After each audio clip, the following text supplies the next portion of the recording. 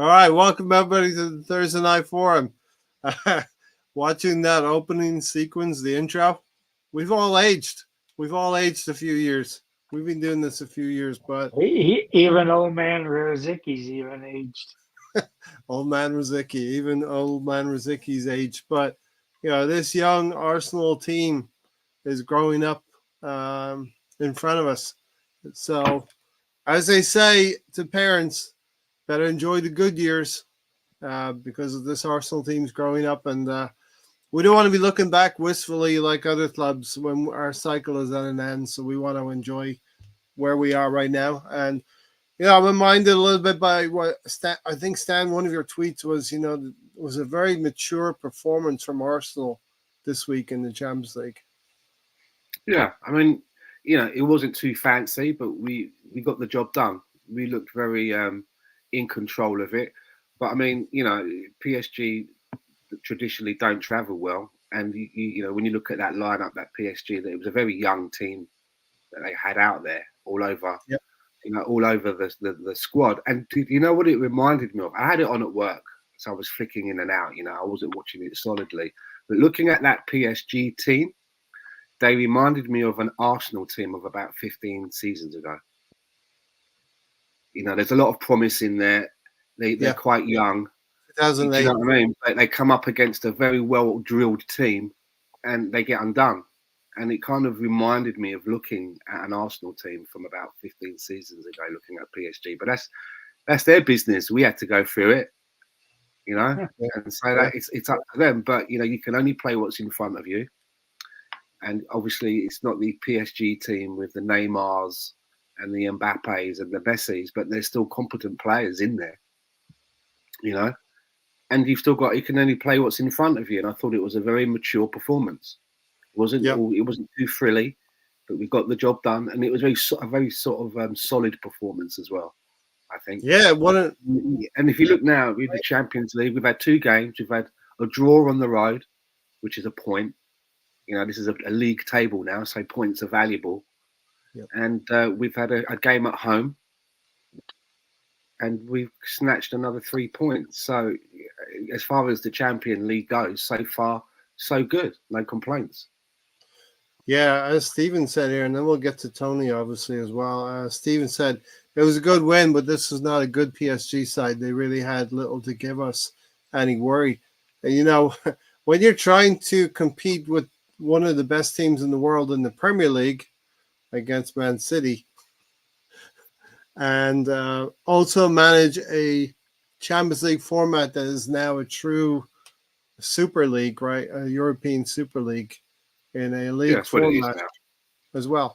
You have to be able to maybe expend your energy to the minimum and get the maximum return on it. It's like a return on investment. Your investment, if we can go and beat PSG 2-0, a young and experienced side that you called out as being like Arsenal 15 years ago when we had a lot of zippy young midfielders in our team, but ultimately played some good football, but ultimately would crack when things got really.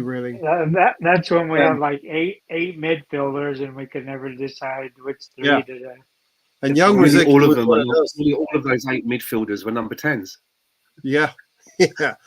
So if you can do all of that, on the wing, ends in the middle, ends in the deep positions. Yeah, if you can do all of that and grab 3 points, and look, the second half was a bit of a stroll for Arsenal.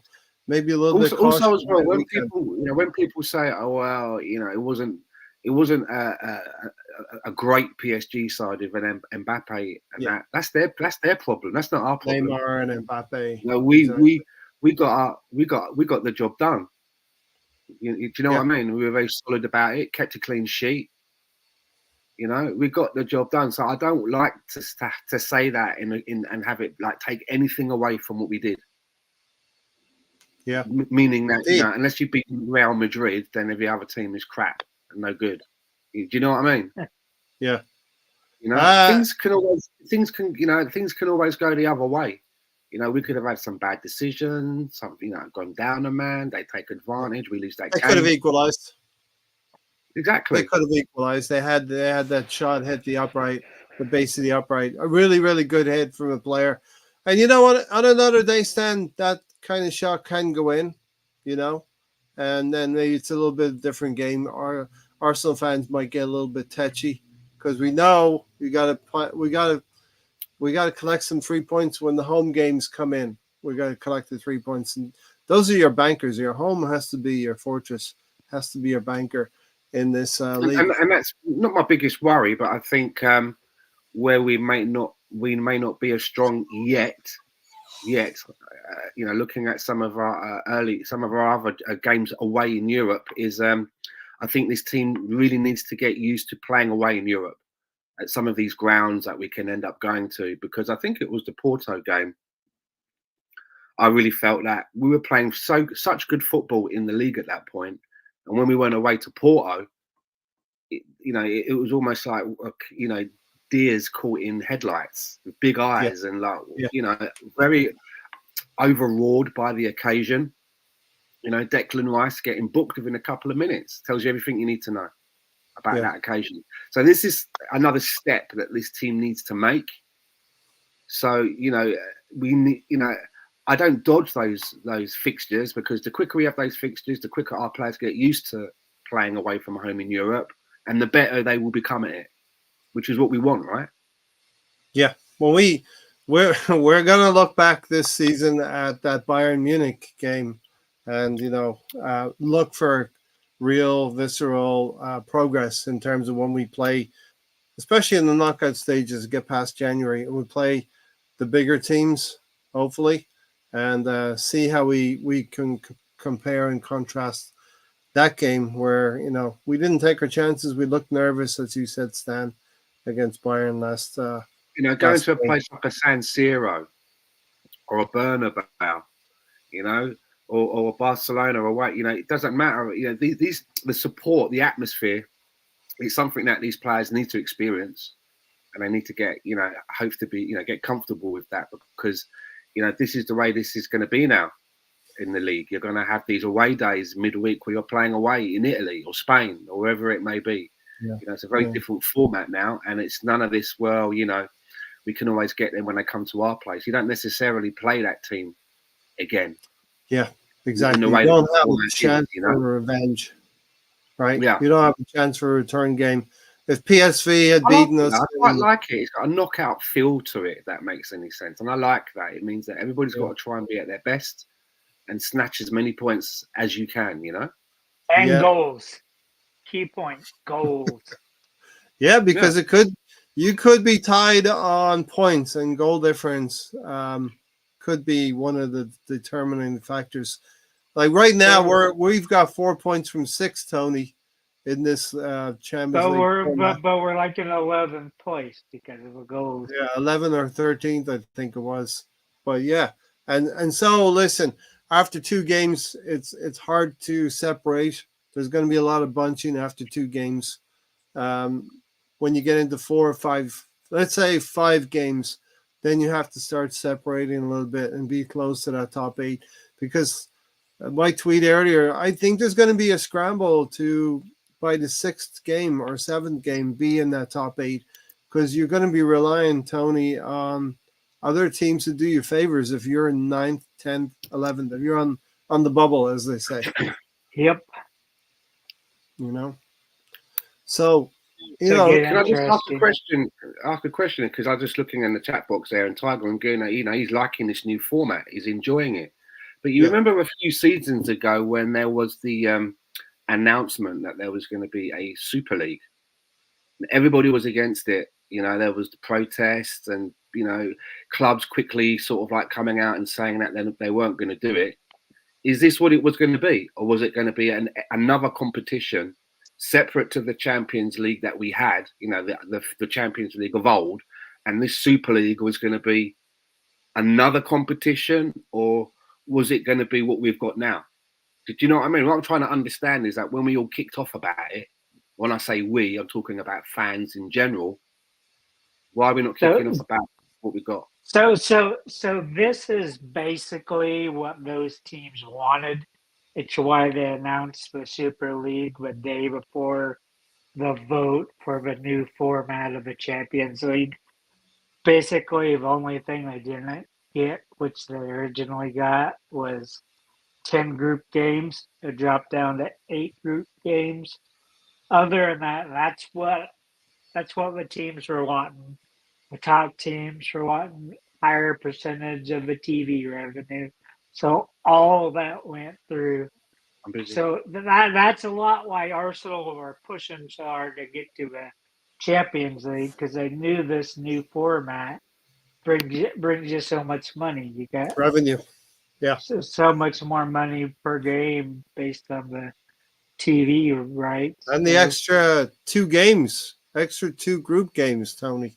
Yep, You know, and it was and almost 4, right? not almost 4, because you know what? If you finish outside that 6th place or 8th place, and you end up 9 through 16, No, not talking about that. I'm talking about What do you- originally. Originally, they agreed on 10 games. wow. And you know what? We have to maybe we'll touch on it a little bit later. Maybe we've been saying it for a while. A lot of people have been saying it for a while. The workload that the top professional players, the top players are undertaking through international breaks and through these competitions and expanding. You don't have to get on the plane, right? Or the national teams are pull a gun on you. I mean, it's not like you're to be fined or anything. So I think with that Super League, though, teams would have been leaving, if I remember it correctly now, teams would have left the Premier League and formed this new league in Europe. No, they were staying in the. And there was no relegation, right? Nope, everybody was staying in place. It was just to be a basically a separate tournament. Yeah. Even though they shouldn't have called it the Super League, because now we finally have the Champions League. It's a league. Yeah. The Champions League, it's a league, and it's not. It's a league, and then it will be a knockout stage in the playoffs. So yeah, Tiger and Gunnar is like in the format. Go ahead, Tony. The thing that was different, Stan, was that there'd be 12 permanent teams. Then there'd be 4 teams that they somehow based on. They never said what qualities the team had to show to get those other 4 positions, but it's basically the top 4 in every of the top leagues. A way of preserving the likes of Real Madrid and Bayern Munich and the bigger Barcelona. teams. Remember Barcelona, right? Remember Barca. They used to be decent, right? They used to be okay. They're struggling a little bit right now. There's a few teams. This is another thing that scares me. There's a few teams that are struggling right now. Big teams. Struggling what way? There are big teams. Tony can give you more detail, I think, but big teams have picked up 3 points only, or 1 point only. Oh, you mean in the competition? Okay. In the competition, the likes of Barcelona, Juventus. Who else, Tony? There's a few other teams. Bayern Munich, Bayern München. They're all below Arsenal, so they're going to be clamoring to climb the table, if you know what I mean. Didn't Real Madrid as well lose to Lille? Yeah, apparently I think Real Madrid could be one of those. I'm not sure. Goal difference in points. They're at the stage where they've paid all that money out for Kylian Mbappe. Personally for his his wages and all whatever it is, whatever. Yeah, and he's coming off the bench. So bad. He's coming off the bench and it's still not being able to do nothing. He's not starting for them. That's a bad sign, isn't it? He's been there a while now, right? There is a lot. There is a lot to saying that you arrive at the right place. The right player comes to the right club at the right time. Thierry Henry struggled at Juventus and came to Arsenal and flourished. You know what I mean? I doubt that. I think Mbappe will figure it out eventually, adapt to the Spanish league. But yeah, the only thing is that Villa have 6 points as Tiger and Gunnar. teams will get cut with a poorer goal difference. So that's why Tony's talking about goal difference. And he's right. You're right in a way, Tony. I can't lie. Once it started, I'm liking this new format. So the first couple of games are about positioning, right? To go off Stan's question, this is where I want to laugh because all that was a bluff by the Super League club. They had no ambition. Maybe the Spanish clubs wanted it, maybe Barca and Real Madrid, but everybody else. I mean, if the Arsenal and the Spurs and Liverpool and Man City's going over there, of course you're gonna join with them. But it was they did it as a bluff to get, like I said, they wanted virtually what we have now. They wanted a league format. They wanted the 10 group games. So basically they bowed down to them. They got it. Right. The smaller clubs. They have 8. They have 8 group games, and then you'll have 2 more rounds of playoffs between 9th and 17th. I think it is 19, something like that. But you ended up with 8 instead of 10 because of the smaller clubs made a fuss about it. So. And you know what, Tony? I just don't know where you find the space in the calendar to have 2 extra games like that. Steven said, "What's that?" Granny doesn't like it. He said doesn't. Yeah, like it's. I mean, you bring something new in, and it's not going to get universal appeal. Of course. I mean, I get why they're doing it. I understand it, but for me personally, I just wish there was a European Cup competition. It was called the European Cup, and all of the teams that finished first, all of the teams that finished first in their respective leagues, are put into that competition. Not the second place, not the third place. Not the fourth place. If you want to have that as a Super League, I get that, or a Champions League. But a European Cup for me should be a one cup called the European Cup, and it's the best teams in Europe are entered into that. So Stan, can I ask a question? And it's probably a little bit, it was a little bit before my time. In that format, how many teams entered the cup? It was just a couple of years, right? Maybe Brownie could tell me. He might be the oldest one here in the chat box as well. Just joking, Brownie. I know you're a young guy. How many teams were in the Champions League? How many teams were winners of their respective? I can't remember. The European Cup. I'm just thinking of like a Liverpool who won, 3, 4, 5. Was it Was it a last 16? Was it a last 32? Yeah, Nottingham Forest won it twice, right? It was a very different competition then, though. Yeah. When they won it was a very different competition, but I can't remember what the actual format was. But yeah, Brandon's saying it was the champions of each country. Yeah. Yeah. So I don't know how many, countries that, I don't know how many countries were in that pool. How many? I bet Brownie might have an idea. A quick Google search for Tony or Brownie will do the job. Stephen said, I laugh at the Super League. The Leicester game had more in it than this Champions League matchup. And I'd imagine probably back then there would probably be 2. There'd probably, for example, would have been 2 entries from Germany then, right? You'd have had an East German champion and a West German champion, right? Things like that, right? You probably would have had a Czechoslovakian team. Yeah. So it's very different, do you know what I mean? And the regions were different and stuff like that, right? Yeah. Stan, the eye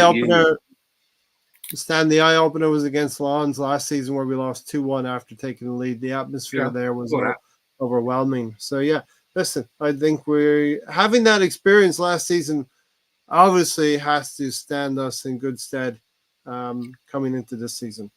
It can't but do that. You know what I mean? BX Gunner in the house. Thanks for being here. BX as always. I can't lie. Once it started, I'm liking this new format.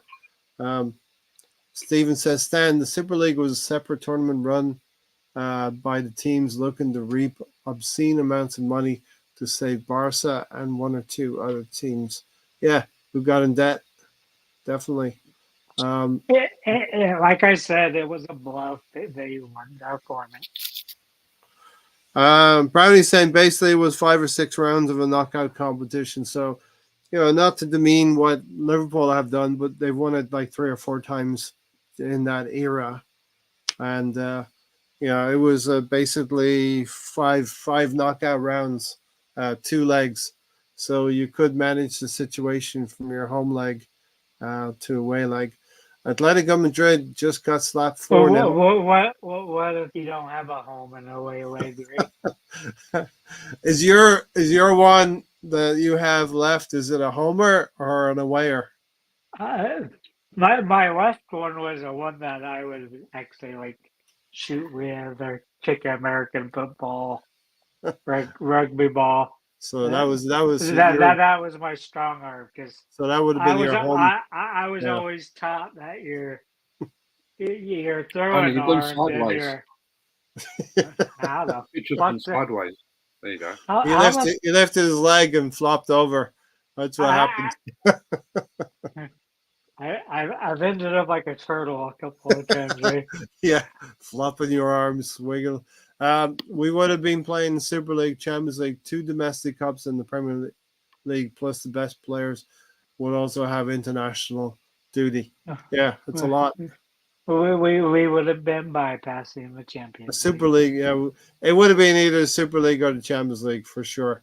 BX Gunner said Mbappe's brother led the celebrations in the Lille dressing room. Yeah, so Lille have been one of those teams that sprung out with 2 wins. I think Brest was another one with 2 wins. Bayern Leverkusen.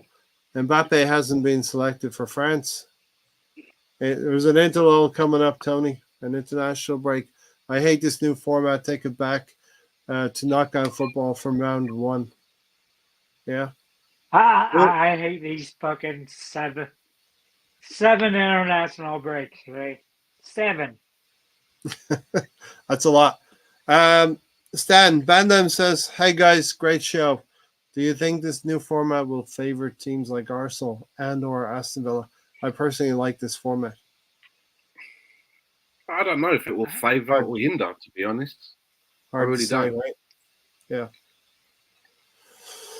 Hard to say, but I do think this Arsenal team's growing up and we're maturing, and I do think we are probably again going to be in the top 4 teams at the end, hopefully. Tony? Going back, you had the old way where you did the what the fuck was it called, right? The coefficient they would use to a few years ago. Yeah, they would decide if you're in pot How A or many pot B. places each federation would get, right? Yeah, So the Premier League would get 4, and sometimes if the English teams did well, they'd get 5. I'm talking about the team that they would, based on past performances in. Yeah, I think it was a rolling 3-year record that would seed you. It was 5 years, rolling 5-year. 3. Are you seriously? The people in the chat box, is it 3 or 5? I think it's 3. They're only doing it for the money and nothing else. But can I talk about the Arsenal game? No, you can say hello to Noe. That's what you can do. Hey Noe, how you doing? Hi Noe. Where the hell have you been, Noe? Tony, go right for the gut. Forever. Go right for the gut, Tony. Thanks for being here, Noe. Okay, now you want to talk about the game? Yeah. I sent you and Stan a video with like basically the power rankings of the club, and at 13 they had PSG, but I'm really not sure if they're number 13 out of the 36 into it being the young team that they are. No, I think so. I think they are because, you could easily name 12 teams that are better than PSG right now. Yeah, it's a pretty piss poor team, right?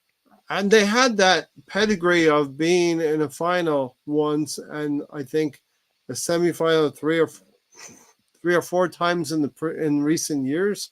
They just haven't been able to. They were like us 10 years ago, as Stan would say, where we continually face Barcelona or Bayern Munich and get knocked out. So PSG went to a final, went to a semi-final numerous times in the last few years, but just could never get over that hump. You know what I mean? That's kind of like Atletico Madrid. They kept Yeah, I mean, they they're kept going to the semifinal and just right. Well, there are teams out there that are just happy to get to the semifinal and be consistent in that way, and have a crack at it maybe without actually pushing the boat out too much. Yeah, I'm curious how much that third and fourth place money gets. Used to be they used to Well, like make a big. You could just look at Wikipedia or well, anything, and they would we save a pool I price. remember Stan saying we got to a quarterfinal last season and we got something like 93 million, something like that, from just getting to the last 8 in the Champions League. I still want to know why we didn't spend that money. We definitely need this. We went large. Unfortunately, I'm not here to excuse. To pay the bills. I'm not here to excuse anything. Right? I think we should have spent the money. Us money and stuff, right? We're spending a lot of money. Nice crowd. Money has to be. You've got to balance it, man. It's not just big. They're not just going out down the back of the garden shaking the tree. Yeah, but you yourself, Stan, a couple of weeks ago, you were questioning where that $96 million was at. I'm curious about it, but my only answer is that obviously I think that perhaps the owners, it was a little bit of a case like when you go to the bank and you can get an overdraft. You have money given to you, you haven't earned it yet. And then when you earn the money, you pay off your overdraft. And I think maybe we were in that situation, or stubborn Mikel didn't find the person that he wanted. But not bad cheddar for getting to that round. I don't know how it works out in this competition, but I mean, I'm just looking. Yeah, you'd have to think it's a similar type of allocation, But I just wanted to ask you as well. What do you make of Unai Emery of Aston Villa? It seems to be working out for him. I mean, I always felt that he was a good manager. Let me get this. Read? Let me read out this comment, and then we'll get into that one. Right?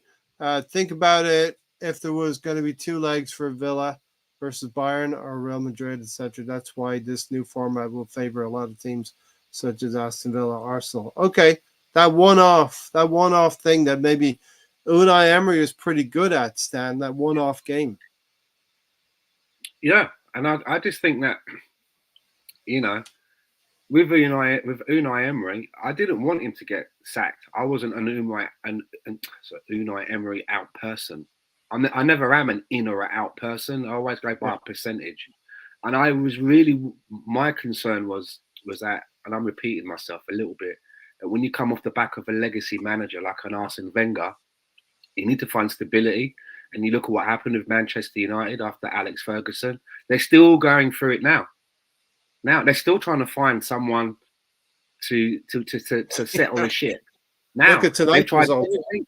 They've tried ex-players. They've tried international managers. They've tried, they've tried every kind of format, and it's just not working. So that's why I didn't want Unai Emery to get sacked at that time.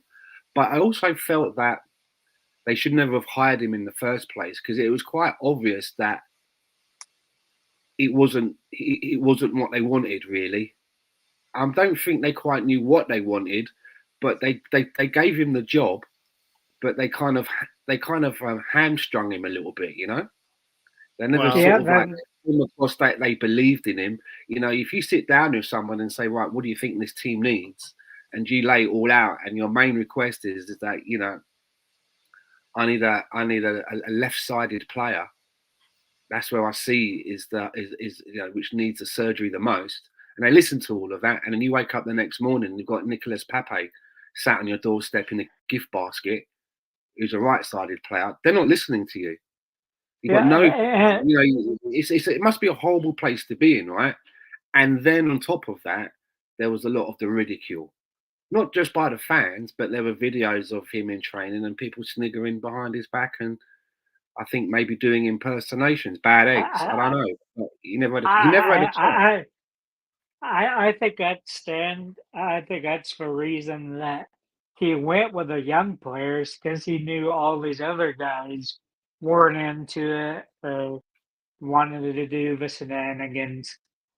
I mean, the guy spoke 7 fucking languages. You always have Spanish guys at Arsenal. It shouldn't have been hard to communicate. And also, BX has said, was the language barrier Emery's ultimate undoing? Well, No. look at managers like Bielsa. They don't even bother. They just have a bloke next to him who tells you what he's saying. Yeah. Do you know what I mean? Yeah. I'm not saying that. Don't get me wrong. I am not saying that is ideal and the way to go. And maybe in some cases, maybe Bielsa talks a bit of English in training and can communicate, but he just doesn't like to do it on camera because he doesn't like, he knows that he's pidgin English. Who knows? I don't know what it is, right? But yeah. I mean, it's a little bit of this, right? His language barrier doesn't seem to be a problem at Aston Villa. All right, maybe it's improved. Maybe he's continued with English lessons in between Arsenal to then. But I'll tell you something that made me laugh about him the other day. It was about 2 matches back, and it was match of the day. I was watching match of the day over here in Vancouver, and at the end of the match, they went to Unai Emery. And I went, so Unai, what did you think of whatever? And he went, in the first half, he said the word shit, and they bleeped it. And I was just like, and he didn't bat an eyelid and that, and it's just the way he talks. He hasn't quite grasped that. Maybe you're not allowed to say that, but I like this. I like him. I kind of liked him, and I'm glad to see that he's doing well. Yeah. And I felt sorry for him. And feeling, I felt a bit sorry for him, and the fact that I felt sorry for him, I knew this ain't gonna last long. If I'm feeling sorry for him, the other thing that we felt sorry for Unai Emery was that there was this struggle between him and Mesut Ozil at the time, and Mesut Ozil, for right or wrong, never really. And that's what done him in at PSG was going against those big ego guys. So what happened? Stan's asking what happened with Unai Emery, and here's my take. The club needed to get back into the Champions League, and we tried to go with proven, experienced players.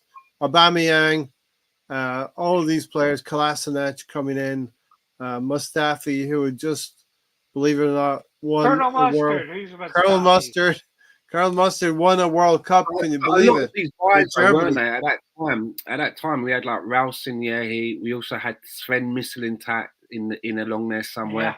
So a lot of players. Edu was involved. There were a lot of people. It seemed to be involved in buying players at that time. Yeah. So what you see there, it wasn't like it is now with Edu and Mikel sitting down together and going back and forth. So the structure wasn't right. We now that we're doing well under Mikel Arteta and we have a good structure, we can see, because we're doing it the right way, we can see what went wrong. And I believe the structure at the club was bad with Raul Sanllehi. There was a power struggle at the end of Arsene Wenger's reign. And we're seeing that at Manchester United. We're seeing that the club is not set up. The hierarchy and the structure of the club is not correct. So the manager and the players will never, ever work at Manchester United until they get that right. I might still argue that we need a football director, and we're missing two chairmen. Two chairmen stepped down, and we've never replaced them. Yeah, look, we remember Granit Xhaka and Unai Emery at Watford, and playing, what do you say? We played with fear, or we had fear, and we allowed 30 shots on our goal. But contrast that with what Gabriel Megalegs and Saliba and David Raya are doing. We're not getting 30 shots against us. We're getting 3 against us a game. You know what I mean, Tony? But I want to kind of rewind it real quick. Of course you do. What year? No, To what decade? Yeah. What decade? Tony, hold on. What decade are we traveling to? we're still we're in the 20 teens. Ah, 20 fucking knew it odds. wasn't this year. Yeah. 2019. We're sitting here, first 27 games unbeaten with 2018. Unai. And if you remember, we've seen all these. We seen them in the locker room. You didn't see them out training, but you seen them pictures and videos of them just lifting weights and everything. And those guys were flying up and down the pitch. Then a year later, after he got sacked, those guys could barely make it. Everybody was fatigued, couldn't do anything. For when Freddie and when Arteta came in, because they had just completely thrown the manager under the bus. And I remember it because October 3rd was our last game. We were sitting in third place, Stan. Then in November, bye Unai. All right, so Tony, listen, we need to hash this out. You're right. It was actually around this time in the year. It was the 3rd, September 3rd. No, I October. remember. No, it was October early 3rd. October. Yeah. No, it was October 3rd. But Yeah, the day it that's is what I today. said. You just said I September mean, 3rd. October 3rd. He was this skilled, considered a specialist when it came to the Europa League, right? Yeah. If he was a wrestler, he was like, adept at winning that intercontinental title every time. Yeah. Like mid-card belt. That's why when it came to Arsenal, though, it just couldn't get us over that line. I mean, I think had he got us over that line, it might have been a very different story. Yeah, we win against Chelsea. He may have been with us maybe a little bit longer. I don't know if he'd still be with us now. Of course. But I think it would have been a different story, right? A European trophy. All right, it's not the big one. It's not the big one, but it's a little bit like winning like back in the old days, it would be like not winning the European Cup, but maybe you winning the UEFA Cup, right? UEFA, yeah. And look, that's the reason why he got hired, because we had these experienced players, these what turned out to be mercenaries, and Emery had this knack of winning the Europa League. Well, lo and behold, Arsene Wenger got us into the Europa League because we missed out in Champions League, and Emery was supposed to take us on 75 points, right? Put that in there. 75 points. Then it's 5th. Every other year, now it would have been a 4th place finish. Right. And I think that was probably because of Man City and Liverpool beating every other team, that it stretched the points to 75 where it wasn't enough. You know what I mean? I'm trying to understand what it's down to, right? Because you look at the comment that Adams made, right, with Arsenal only needed 1 point to qualify for the Champions League with 2 to 3 games to go. And the players turned on it now on tools. But then you look at him at Aston Villa, and it looks to me that I think for me it's all about buying in. You have to buy into what the manager's telling you. You've got to buy into it. Do you know what I mean? And it looks to me at Aston Villa, whatever he's doing there with them, they're buying into it. And like that, it's one of the reasons that we're doing so well with set pieces.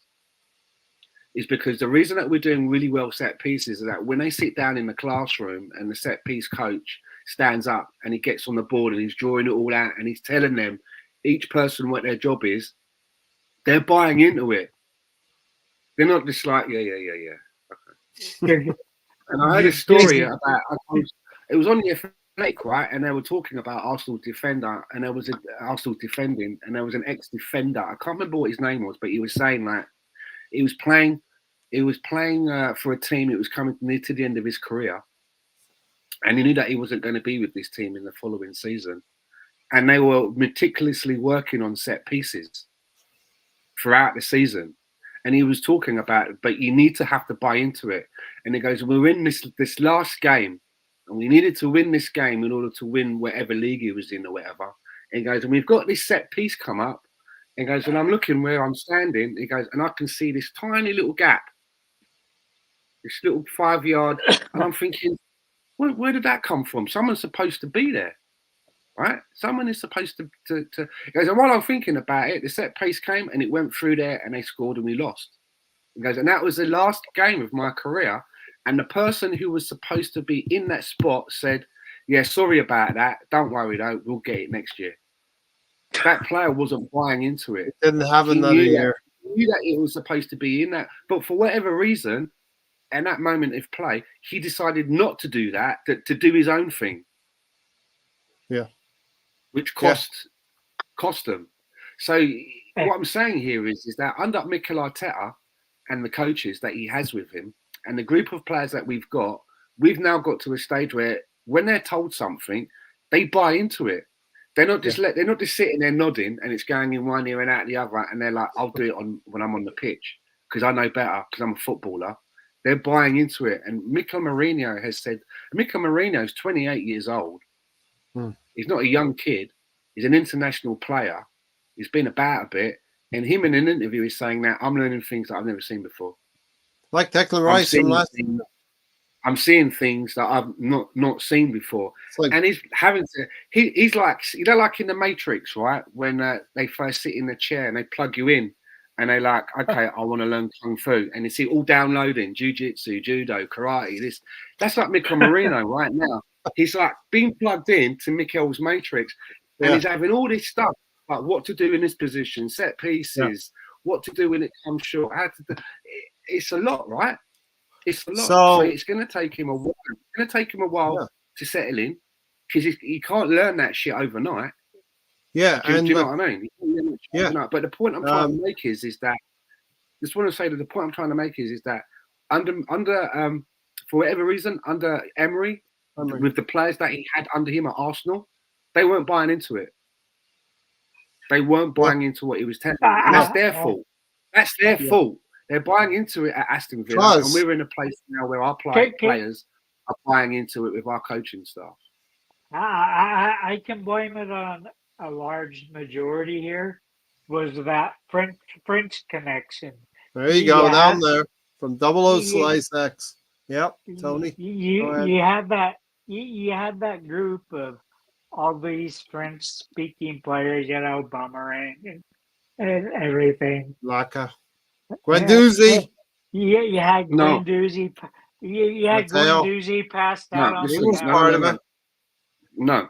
Guendouzi, for me, I think he was a young kid, probably hung with some of the older lot, but he did try to buy him again, didn't he? He's tried to buy Guendouzi again. And I think that if Emery. He's tried to buy him again. He loved it. He loved Guendouzi. But Stan. He's seen him at the PSG academy. Don't get me wrong, I think Guendouzi is a little dick, right? But I think he probably got like painted with maybe a wrong brush or was with the crowd. Emery tried to get him again. Emery, you wouldn't do that, would you? Why would you bring in a bad egg? If he was doing the stuff he's been accused of, you wouldn't risk bringing him into a new place, right? You don't need that. You don't need him coming in and going, oh yeah, when he was at Arsenal, we used to do this. When he was at Arsenal, the manager, you wouldn't. Well, so that he wanted to buy him again. He wanted to spend money on him again. Can I put Ray in checkmate? Sure he can. He was about under 15, under 17, under 19, under 21 captain of France. So he had something in there. He had something. I'm not a fan of Guendouzi. Don't do that. We're all saying three different things about Guendouzi. None of us are going to agree on Guendouzi. I'm not a fan of this. I'm not a fan of this. I'm just saying though that I don't think that he was part of the I think that he was probably one of the few players that Emery thought was buying into what he was saying. He was part of the Lacazette Aubameyang clique. Now he might have been a young player and impressionable at the time, Stan, but he did hang with. He was like X-Pac.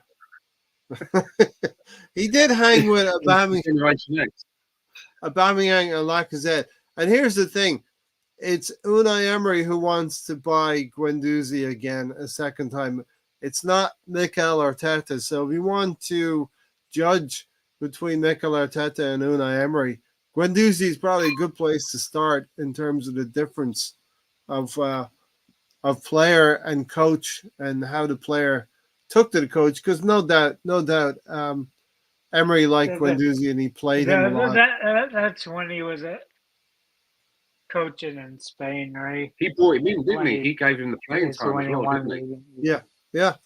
He started him against Manchester City. I think he got his debut against Manchester City with Raheem Sterling scoring the first goal against us way back then. Well, now we come full circle, as you would say, for Arsenal fan circle. Raheem Sterling's with Arsenal now. 00 Slice X said, I clearly remember the stories of some of the players not respecting Emery. Even in training, there was an article in one of the papers even naming some of them, Aubameyang, Lacazette, and Guendouzi. And that's the thing about this. As Stan said, if these players bought in to Unai Emery, it might have worked. It could have worked because he's a coach who can achieve some things. As it's turned out, it's like two guys dating two girls, and they find that it's not a good mix, and they switch. Tony, I'm with the wrong girl, so I switched to the other one. But it worked. But what if he in his third year, Ray, wins the Champions League with Aston Villa? Okay, I'm laughing. I shouldn't laugh. Aston Villa have won the European Cup before. It is a knockout competition. We talked about this down through the years, Tony, in preparation for these nights. The Champions League is a competition like no other where you need a slice of luck somewhere. Lady Luck has to shine on you somewhere in order to get to that final and win it. You have to be good too, but you need a little bit of luck, and it is a knockout competition. And okay, Real Madrid have won it many, many times, but you don't have to be the best team in the competition sometimes to win it.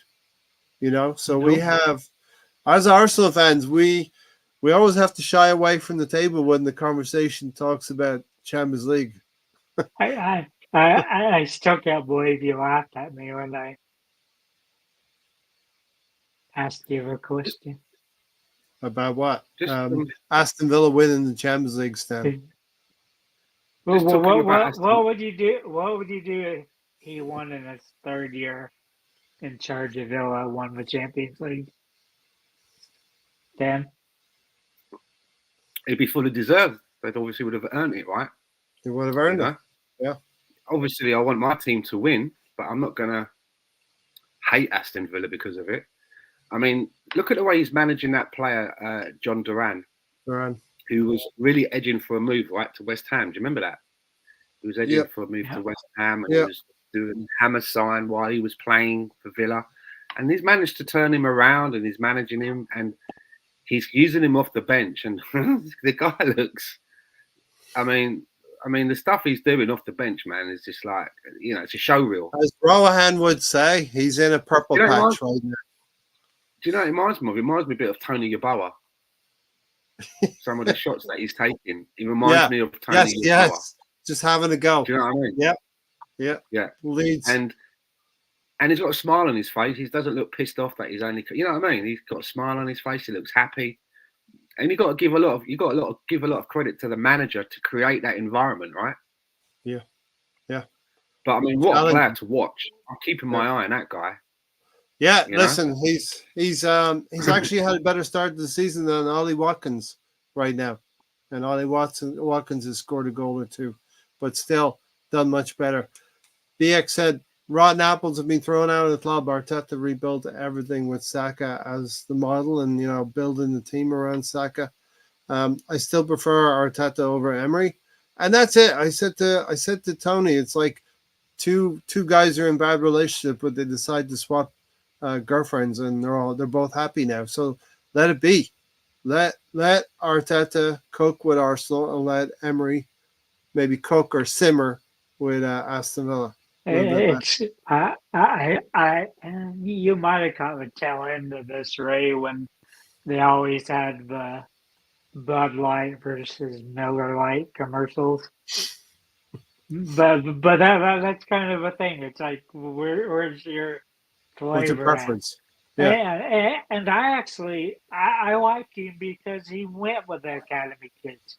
He signs Martinelli out of a club that nobody knows in Brazil, and he scores 10 goals. Listen, I'll tell you the truth, right? He wasn't signed from a club, right? Martinelli wasn't signed from a club. He was just in the streets, barefoot, playing keepy up with a watermelon, and they saw the skills. He was plucked from the streets, man. Yeah. From the favelas. And let's not forget Guendouzi's discipline issues with Arteta as well at the Brighton game. You know what I mean? As a seminal game. I know that's not true about Martinelli, but I always have my own fantasy. He's a little bit like, the story of explorers going to the jungle, and then they hear the stories about a young boy that was brought up with the wolves and he's running around, and then they bring him back to civilization and refine him, and teach him, and you know what I mean? It's like Martinelli. He was on the streets, barefoot, keepy up in watermelon. Jungle boy. I can see something. I can see something in that kid and taking him back to the city. What? Isn't that what we say now? There's something in there. Isn't that what we say? There's something in there. There's a player in there. Is he swinging on vines in Amazon? That's what's going on? But I mean, Martinelli has been working hard. He's not been able to find the guy. I mean, look, since the last time we had a podcast, we've had 2 matches. We've not really talked about them, right? We've had Leicester. Well, and we we've can had talk about this Champions League game. And I'm pleased for Martinelli that he managed to. Sometimes that's all it takes, is to get a goal. Yeah, and then that weight is lifted. Now, and I really hope that he can kick on from now. But he has done so much. He's been working really hard for us. Yes, Martinelli. But he just hasn't had, he just hasn't had a lot of luck. I still don't think he should be on the left. I think our Belgian should be there, Trossard. Okay, well, I think Trossard has been playing, either that withdrawn 9 position or left 8 with Havertz. And I think those 2 players. Listen, do you remember when I said 4-4-2 would come back? I told you. I told you, remember? And Sam Greenwood wasn't having it. And I said, I'm telling you, things come back into fashion, man, like flared trousers. It's a house of cards that fell. It all fell down when Odegaard got injured, and we had to go with different formations. And 4-4-2 was a happy accident, Stan. And if you remember, when we had the first podcast after Odegaard was out, and we were talking about what we would do, what we thought the lineup would be, I said, I know what I would do. I'd do 4-4-2, but he's never going to do that. He'll probably. And then when I saw the lineup, I was just like, fair play. I like it. Yeah. Listen, Odegaard being out has opened up, as I said, our opportunities for Trossard, Havertz. But that's basically it's been Trossard back there because he's the one picking up the ball in the middle. Is he the one benefiting, Tony? Is he the one benefiting from Odegaard being out? Because last season, Martinelli played a lot of minutes and Trossard was sitting on that bench. And I'm sure you watched the highlights, Ray, and I purposely sent them to you again because on that, Trossard passes like 6 players, and I think one that he already passed came back in, and that's for different. He makes the runs, then he delivers the ball on a fucking laser. To Havertz on a plate. Yeah, Kai actually didn't see it. You see the surprise reaction in his body. He's like, "Fuck, the ball's here." I better hit it in. Kai scored now 6 times at home at the Emirates in a row. You asked Tony if Trossard was benefiting from Odegaard being out of the team. He's the main one. I would say that if there is one player that is benefiting right now from Odegaard being out of the team, it's probably Martinelli. Because if Odegaard was in the team and Martinelli had a bit of bad form, maybe he would be the one sitting out and having to work his way in from the bench. But now he's in the team with Trossard, right? Yeah. And Trossard and Havertz are playing a kind of off of each other, sometimes moving forward. And I've got to say as well, Kai Havertz is doing a lot of good for this team at the moment. I mean, he's so important to what we do now as a team, which it's crazy to say that when you think, if you look back to when we bought him and how we were playing just before we bought him, and we were like, where's he playing? We spent 65 million on this guy. We need X. That's what we need. We need X. We need Y. We need Z. And now all of a sudden, a season later, he is one of our most important players at the moment. Yeah. And it was a season ago. It was like a year ago. When it comes to the sharp edge, when it comes to winning points, I'm not, the defense notwithstanding, because they're doing an excellent job. When it comes to the sharper edge of the team, Kai Havertz is very integral. And you look at a player now like Gabriel Jesus, and you have to ask yourself, how does this guy work his way back into the team? What are we going to do with him? He's on a very high wage as well. And I look at it this way, I'm at a place now where I try not to be sentimental with individuals in the team. I try not to do that. And I look at it this way. If you've got a defender and they can't defend, they're no good to you.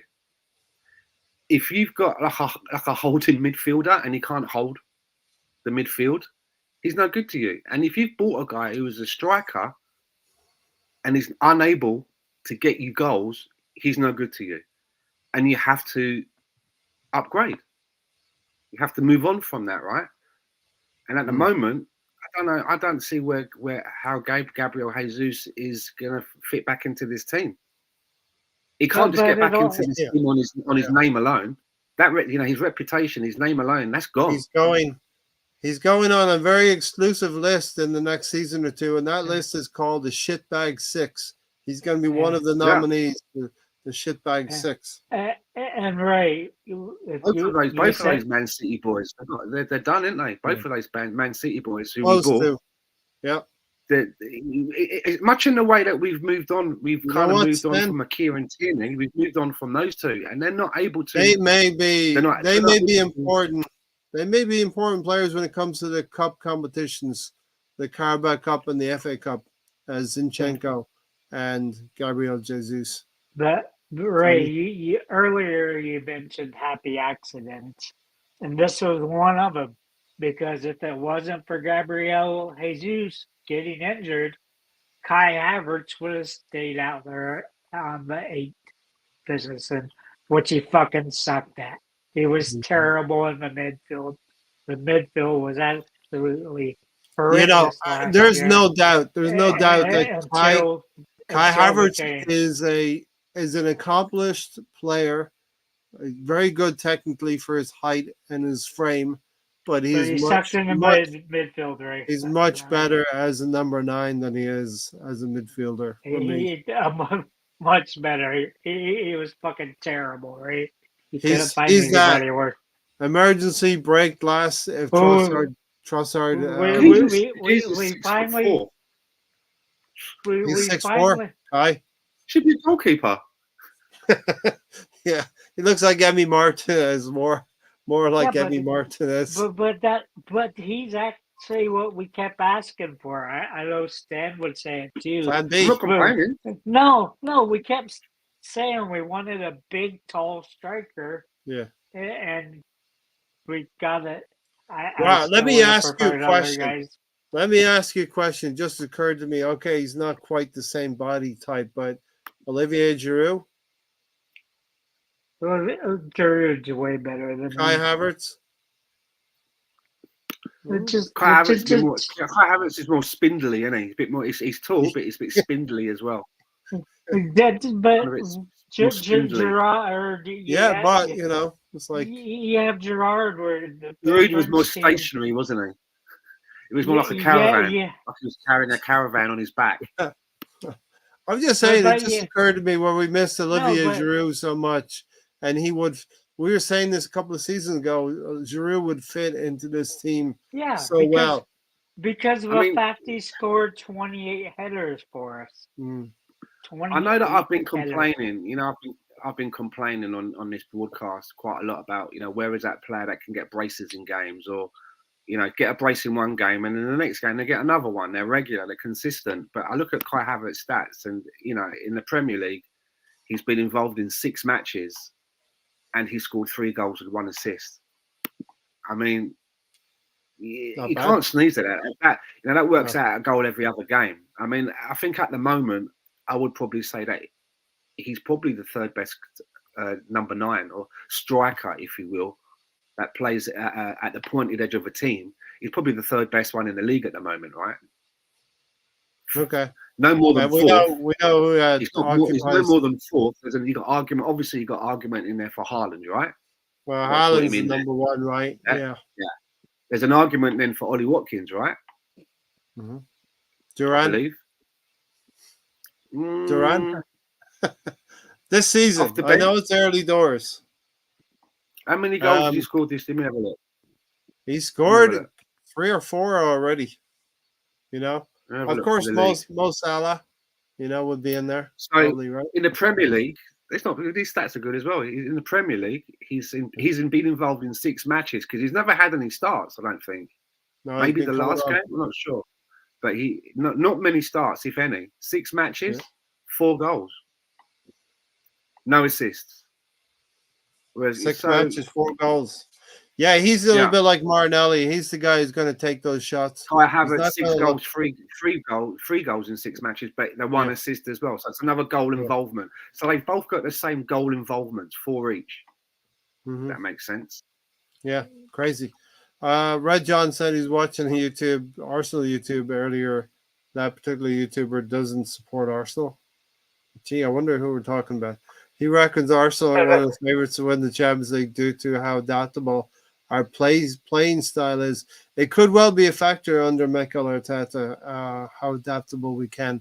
We have no fixed play style now compared to previous seasons, which is very reminiscent to how Real Madrid of the past played, not the Real Madrid this season. It's kind of weird that he's changed that this year because he didn't want to change that last year. So I was thinking about this. What we have is we know we have options in every position, right? And it seems like we did reduce the squad. We reduced the numbers. But we have that adaptability where we can move.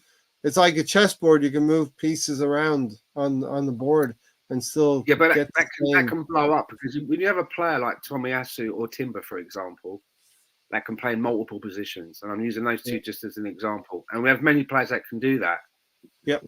You think, oh yeah, I can move that player there, I can have that player there, but when that player's injured, that player's now injured. That's do you know what I mean? Those places, ripple, domino effect.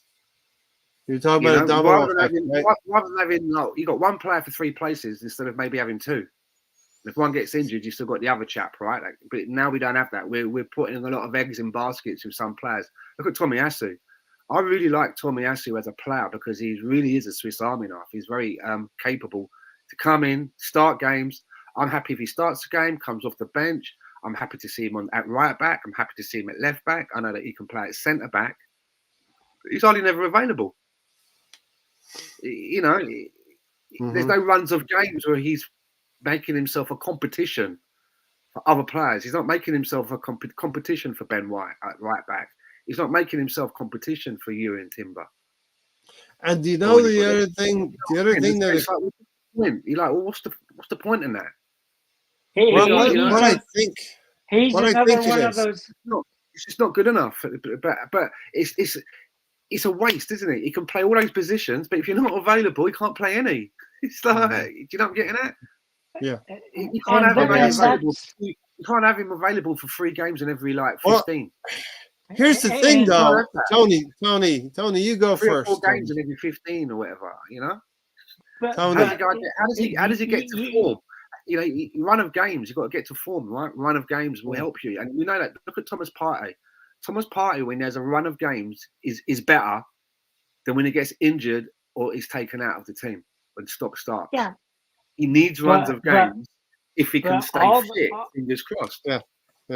But all those guys, plus Jesus, plus Zinchenko, none of them can give you over 25 games. Only time that Zinchenko did that was his first year in Russia. He played one season. He's rolled down the pecking order anyway. Let me tell you one thing to tie into what Tony's saying, tie into what Stan's saying. We don't need players to play 20 games because we have another player who can come in while we have an injury. Whilst we have an injury, we're not stressing these players to play 40 games a season. We're rotating. Calafiori's had just as many games as Timber has had, or as many minutes. I bet. And I haven't looked into it there because now we're seeing. Just want to say the benefit there. What we're seeing is now Ben White is getting much deserved rest. He needs that. Yep, he's needed it. He's been playing through injuries. Yep. He needs the rest. When Timber's not playing, Calafiori's playing. When Calafiori's playing, Timber's not playing. Kivior's coming in. So what you're seeing is a team that may be fresher through the season. Look, we know Arteta's going to pick for the bigger games. We know he's going to pick the team we all know he's going to pick, right? But there are players. And Miles Lewis-Skelly is coming in. One Aries coming in, Tony. One Aries should have played Tuesday. Big mistake. Yeah, listen, I would like to see more of Miles Lewis-Skelly. He only got 5 minutes, but he was buzzing to come on as well, and he enjoyed it. To me, you shouldn't make any substitutions after 80 minutes. You should already have them done. And yeah, I agree. But look, sometimes Tony, you know what? So there's a thing called like appearance fees and stuff like that. I know it sounds like trivial in that, but you get like a little bit of dough, right, for appearances, a little bit extra, and you fly all the way over somewhere and that, and the manager's probably like, you've done well in training, you're cruising the game, you're gonna get you on for a few minutes, it's a few extra quid in your pocket. Red John goes on to say that we are a moments team. We had moments against Man City. One other thing as well, in some competitions as well, if you've not had a certain amount of appearances and you win the tournament, you don't get a medal. Yeah. So I think they've reduced down to 5 games. I think you got to be involved in 5 Premier League games to get a medal. So they've reduced it down a lot from previous years. We all know an Arsenal player. Plus, you've got to slow the game down, right? It takes time. It's just chewing down minutes, as Brownie rightly says. Is that it's gamesmanship as well, right? Who was the player that missed out, Tony? On what? Who? On what? You said we all know the players that missed out, or the amounts of appearances for a team trophy. The guy we got from Chelsea that had an appearance fee that played all the fucking time, even though he was David Luiz? No. Who? William. Listen, the one thing I'll always remember about William is that he didn't hold the club to ransom on his contract, and he was willing to cut ties. Not a lot of players. Yeah, because he made 32 fucking million pounds, right? All right. Fucking why? Red John goes on to say people were expecting drop off since Odegaard is supposed to be the maestro, but it seems the system doesn't rely on Odegaard as heavily as we thought, and we can move. We can change the formations, Tony, to overcome Odegaard out. Right. Yep. That's the 30 million pounds 1 year. That's pretty fucking good. Not bad. I'll take it. I wouldn't argue about leaving the club either. No, I'd take half of that, Tony. I would take a quarter out of it. Having Calafiori and Timber has allowed Trossard to shine in that position. I would also say Trossard was always shining though, BX.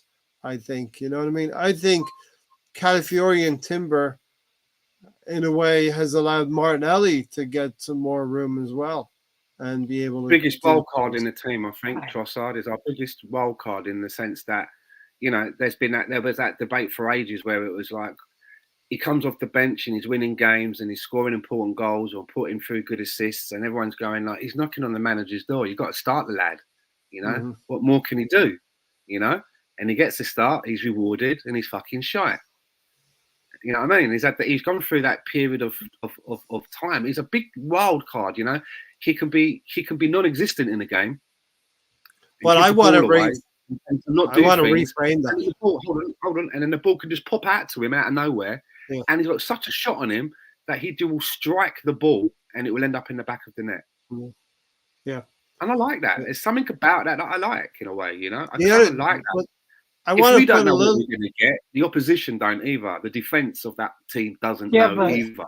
But you know what I mean? He's been pretty solid. I want to put a little context to it as well. He finished with 6 goals out of the last 10 games. I mean, I think the whole team has not been 100% going into the first 3 or 4 games of the season, and it's looked that bad because David Raya had to be our savior on a few of those occasions.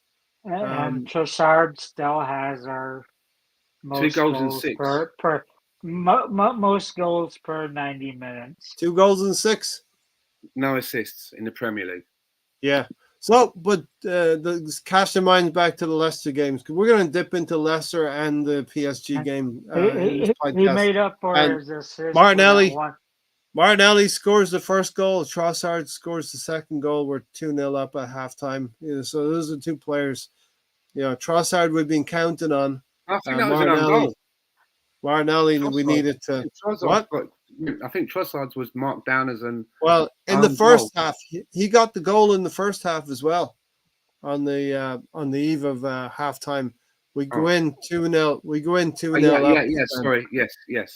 He steered it on the post. But that one that was an own goal, I seen his body language, and he actually looked at the player.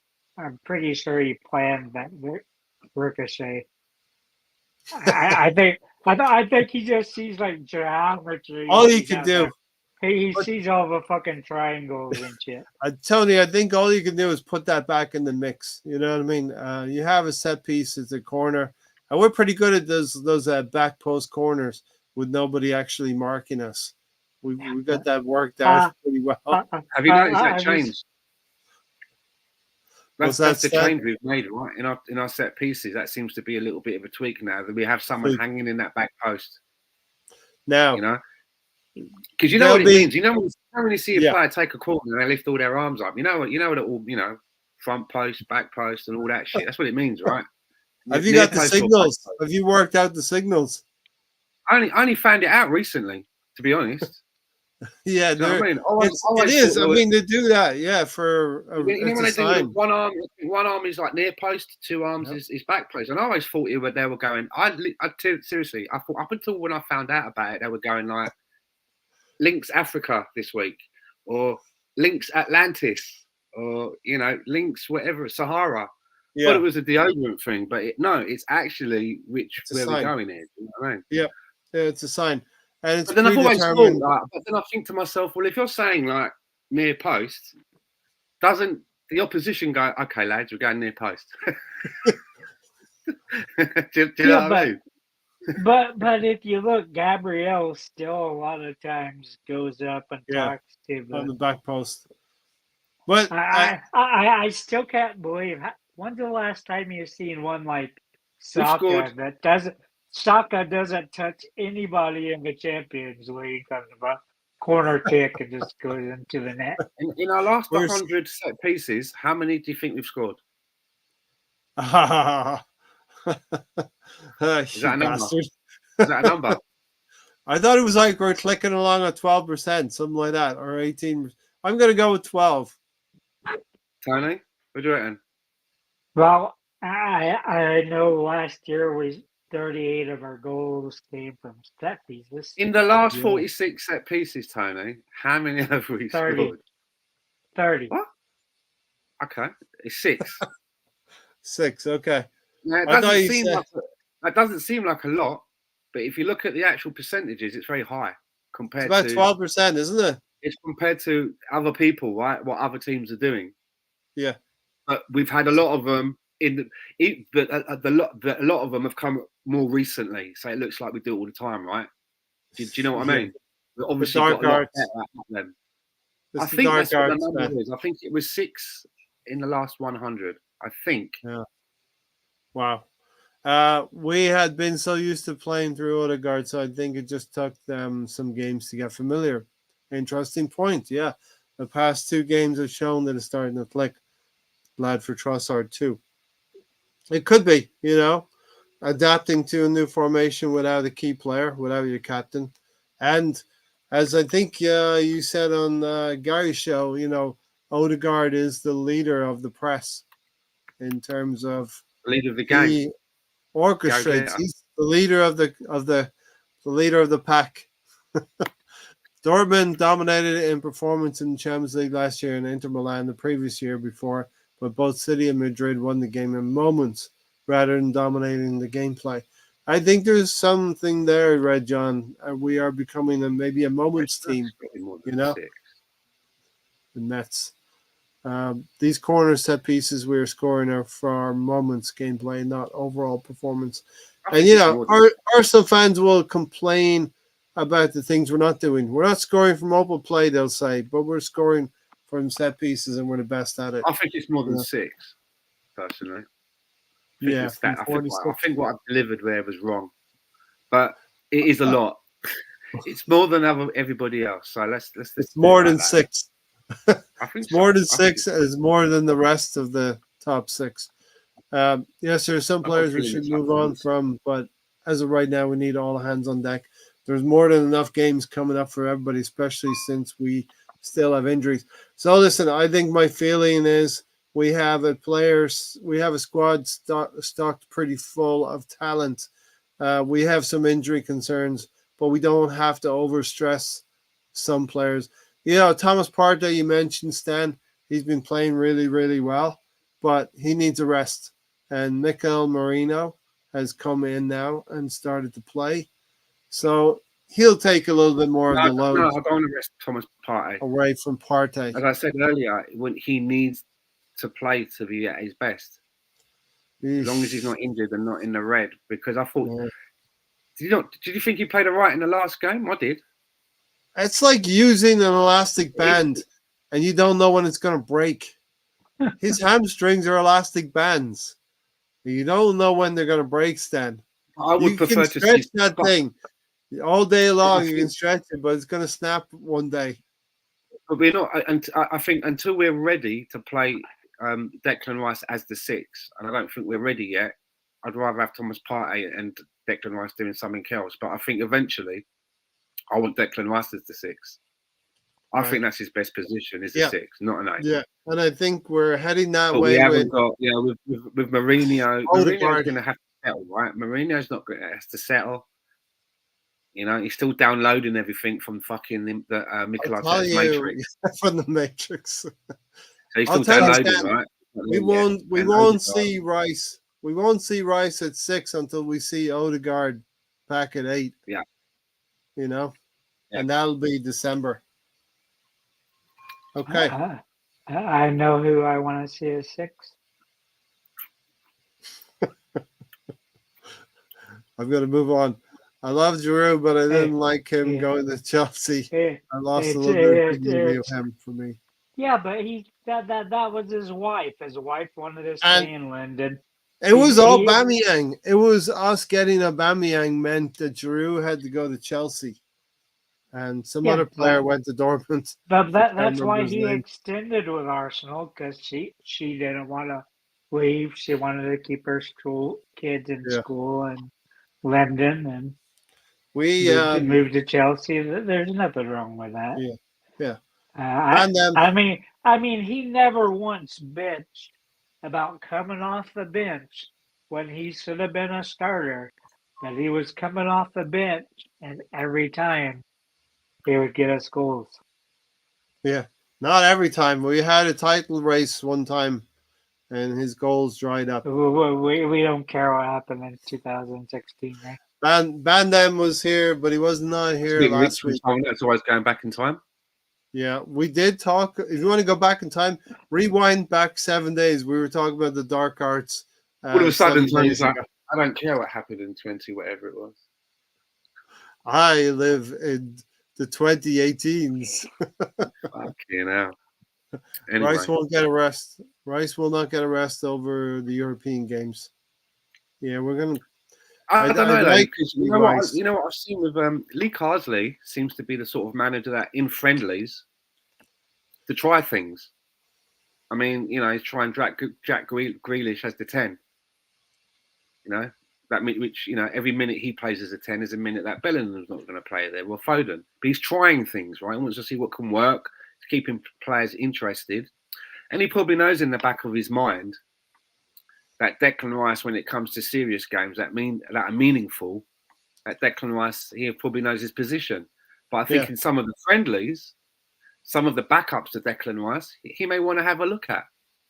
Right. He might want to see who he thinks should be the backup to Declan Rice, or see if anybody he thinks may be better than Declan Rice. Right.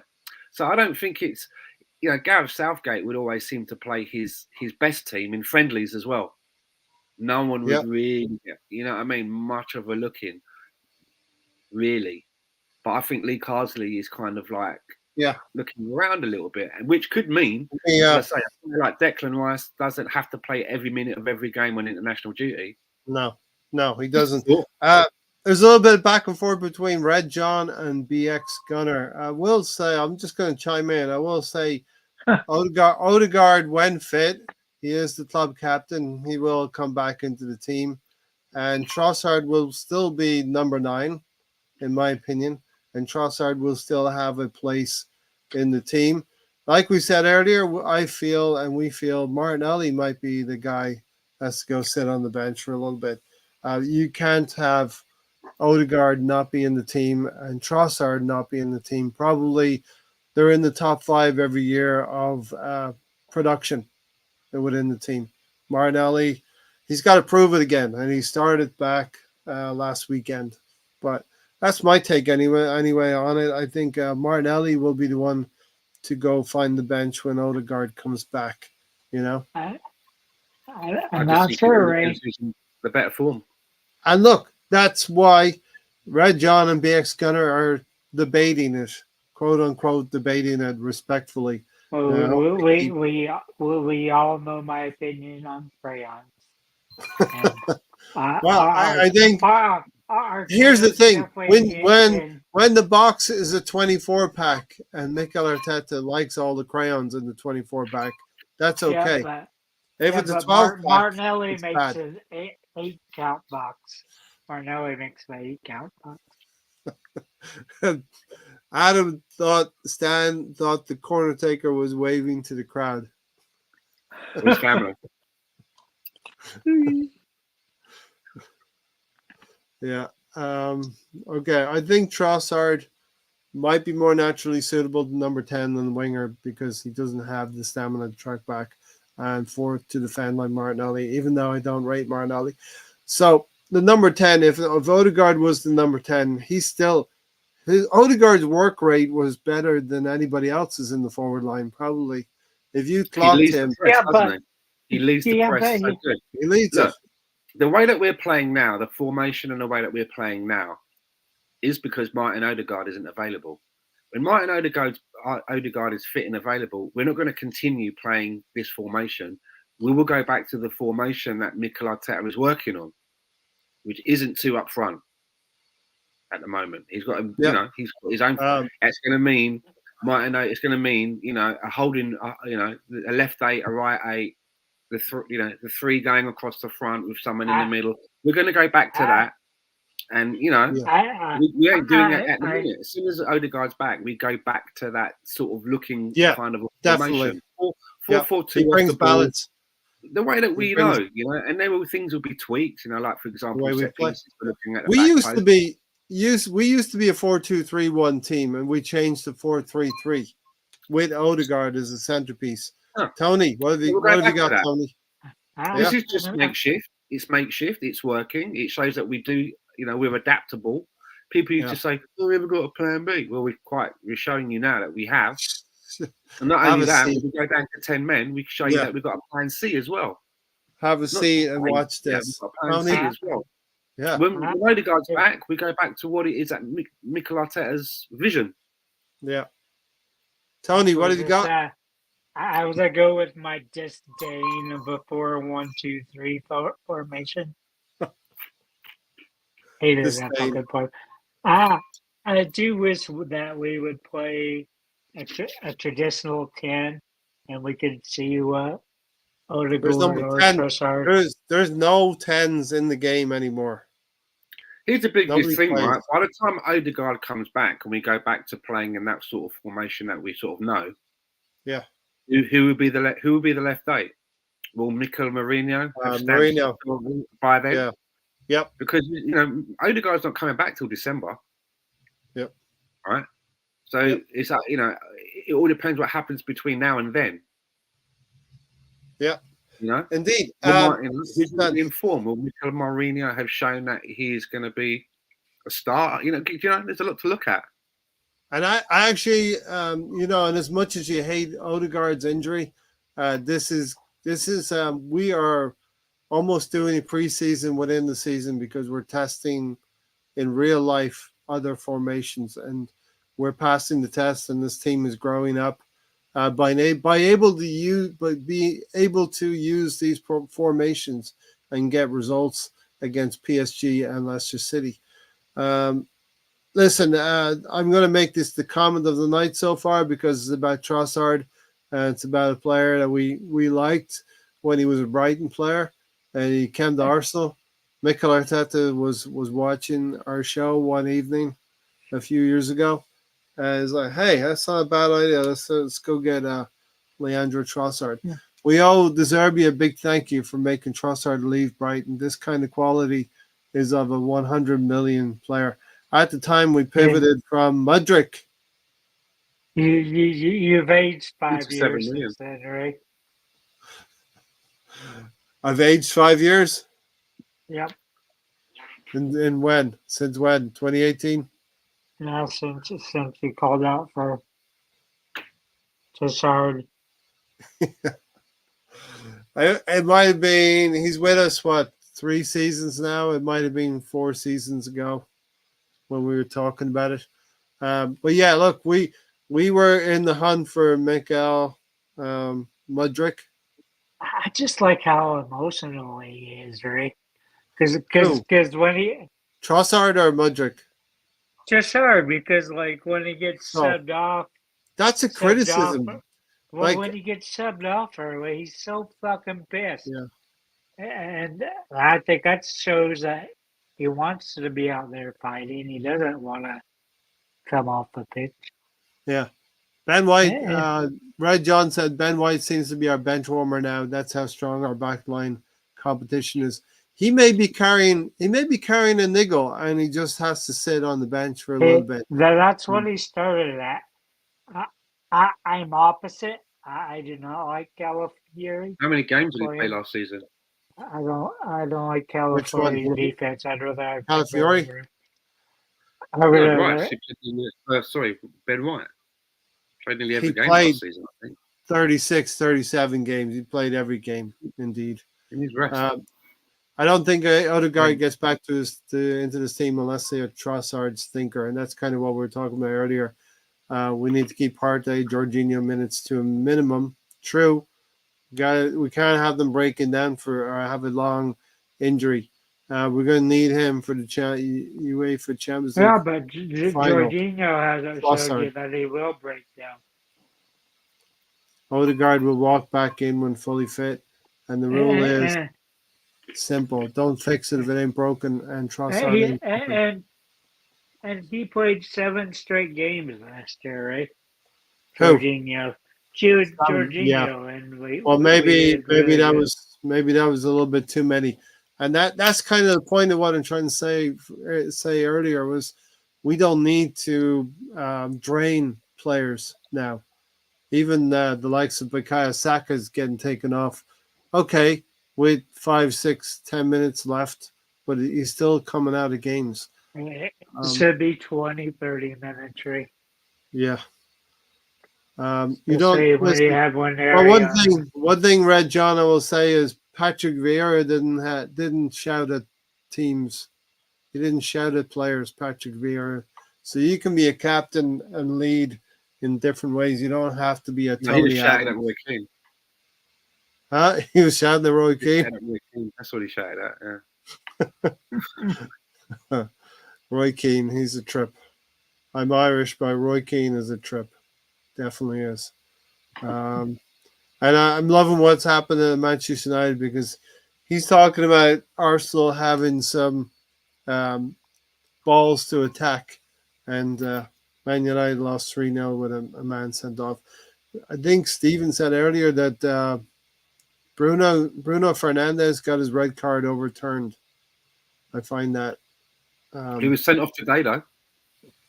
Was he sent off today? Was he? Yeah, they were. Bruno. They managed to claw back a 3-3 draw in the last minute by Maguire, but Bruno was sent off for a second yellow for a high boot. Not again. High boot. First card was for a high boot. Second one was for a high boot. Yeah. So but I love it. I love Ten Hag. I love his post-match interviews. I love them. He's kind of deluded, isn't he? He's kind of lives in his own world, right? Like the things he sees, no one else sees. Stan, he's completely unique that way. You know what I mean? But it's crazy because you think about it. You know, in any other job, right? In our walk of life, whether you work in a bank or a baker's or a shoemaker's, right? If you get hired for a job and it turns out you're a little bit shit, you're shit at that job, you get 2 weeks notice. Yeah. You get 2 weeks notice, maybe a month. Yeah? You know what I mean? But with football managers, well, what you do is you get 2 weeks. They get the whole contract paid out. You get 2 weeks to fix up, and then you get 2 weeks marching orders. You know what I mean? Chelsea is still paying off like 3 managers before the current one. They're still paying managers 3 man. It's. I'd love that job. Why can't we have the contracts in regular jobs? And it turns out you're a bit shit. They can just pay you out. Bit of security. You know what I mean? But we want Ten Hag to stay there, Stan. Right? We want him. Just for entertainment value, yeah. This is good enough. A draw is good enough tonight. I want to know who keeps him in a job. He's had the money. And here's the thing with them, right? They're just about to build a new stadium, right? They're building a new stadium. And we know what happens when a new stadium is being built. It means that other reams of revenue are not as frequent, especially when it comes to transfers. And I think that with Ten Hag, over the last couple of years, he's had the money to build the team so that they can then have a good team and not worry about the team while they divert funds now into this stadium. And that hasn't worked. And they're fucked. Because once the stadium starts being built and that project goes on, the team won't have that much funds. It's just, they won't be able to do it, right? We saw that with us. You've seen it with Tottenham. Yeah, but... Did you know what I'm getting at? I don't think so what are they going to do? They were supposed to have been ready now, so that they have a good team, ready to go. They give you money. You want 80 million for this guy? Go on. You want 60 for that one? Go on. Oh, how much for that one? 45. Go on, my son. And then they're all shit, and they're like, "Where's the money now?" We're like, "Well, we gave you the money. Now we're looking at the stadium. You were supposed to have got the team ready for a couple of lean years, right? Now what are we going to do? Now fuck. The whole key is if you have a good structure at a club, the whole key is to start by getting into that Champions League and getting that big revenue. You know. But you get big revenue off the Premier League TV deals now. Spurs. Well, you can if you finish in the top four. It's a double whammy. You get your place money for a Premier League finish in the top four, and if you go far in the Champions League, as most English teams can, if you're in the top four, you'll make pretty decent coin on two ends. You've seen them. You've seen Spurs for several years. They were finishing in the top four over us. You see them go to the semifinal of the Champions League. So I don't think they've struggled much since their stadium was built because they get a lot of revenue off the 6 or 8 or how many ever fucking games they go play in London. Fucking hurry up and move the Jaguars over there so we can. The Jets are coming in this week for the Tottenham game. For me, the big loss when Odegaard comes back will be Partey, said Stephen. Rice moving into the 6 and Mourinho as left 8. The big loser will be Partey. Odegaard will right 8. Yeah, listen, we can see it now. The perfect team likely will be Rice at that 6 with Odegaard and Mourinho.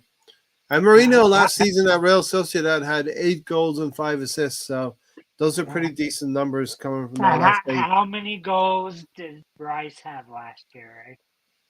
Right? 7 and 7, wasn't it? 7 goals. He matched what Granit Xhaka did, if I'm not mistaken. I can't still believe fucking. I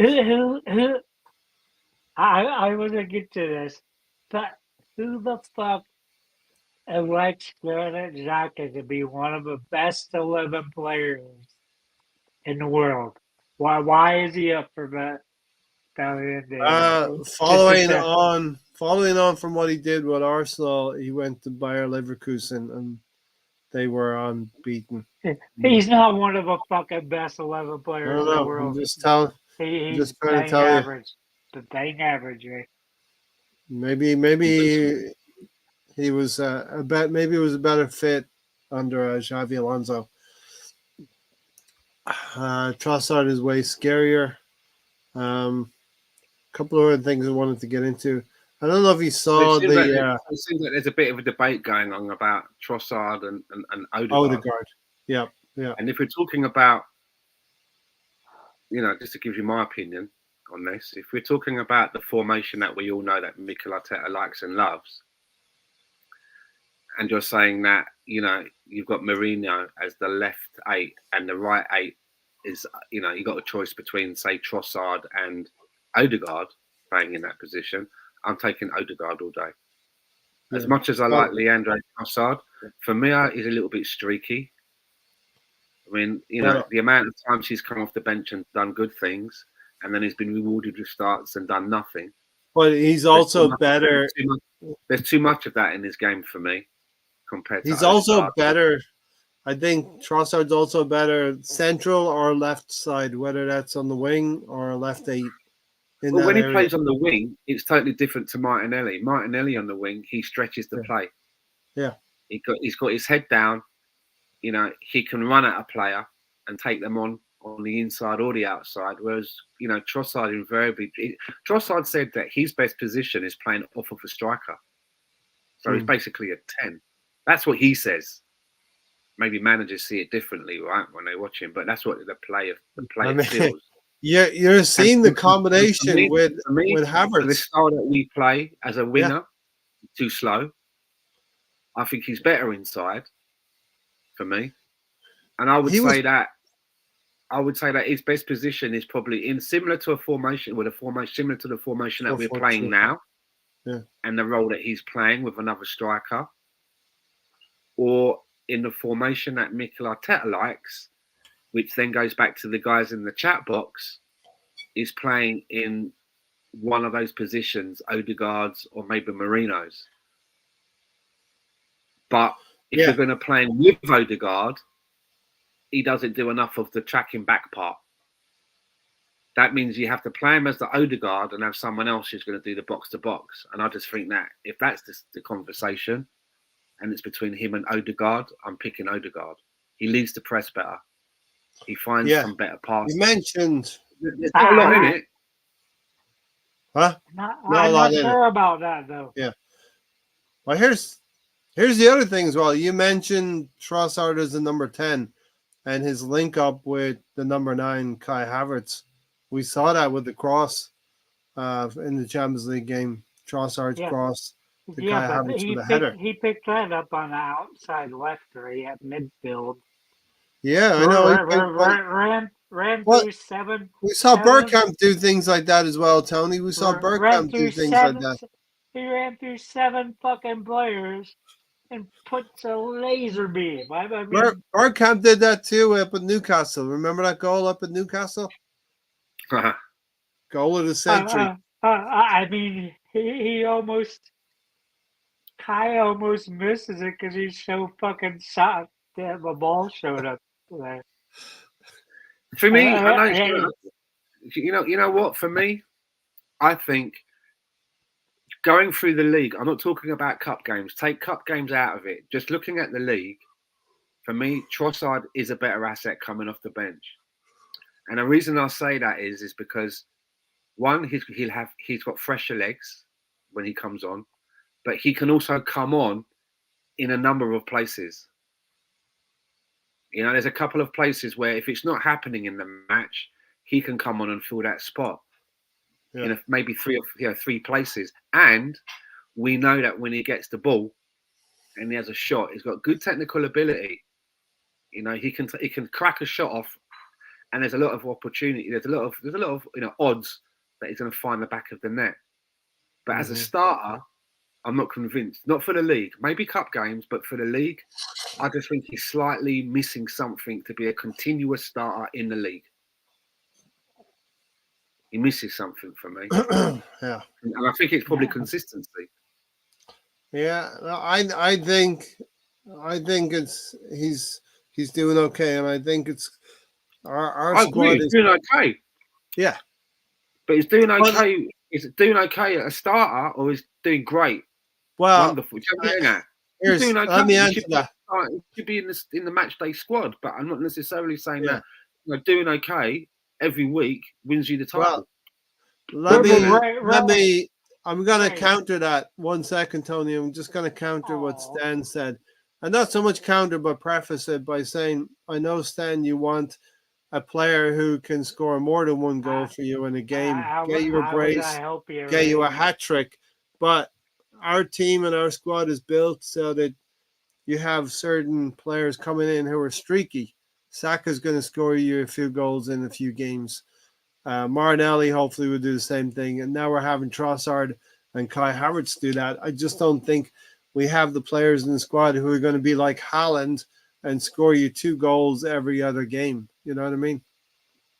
But right. Mm-hmm. I did the research for you because they've made it a hard stat to find. But per 90, during their times at Arsenal, Trossard's the most clinical scorer. Exactly. Efficient. He's efficient with the chances that he gets. Right? And you want that player.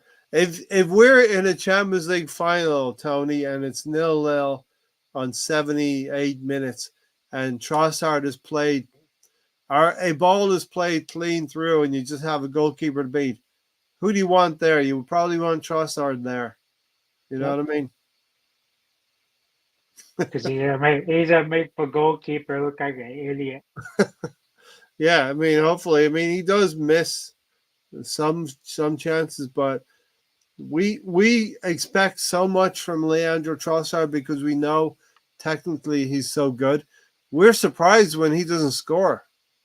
But to counter what Stan said, the problem is last year he would play 1 game, he would sit 5 games, play 2 games, sit 8 games, then finally at the end of the year he finally gets a set of games. Like I said, in the final 10 games, he got 6 goals. To me, a goal every other game's pretty damn good. But See, Red John says that Trossard is borderline world class, not Odegaard.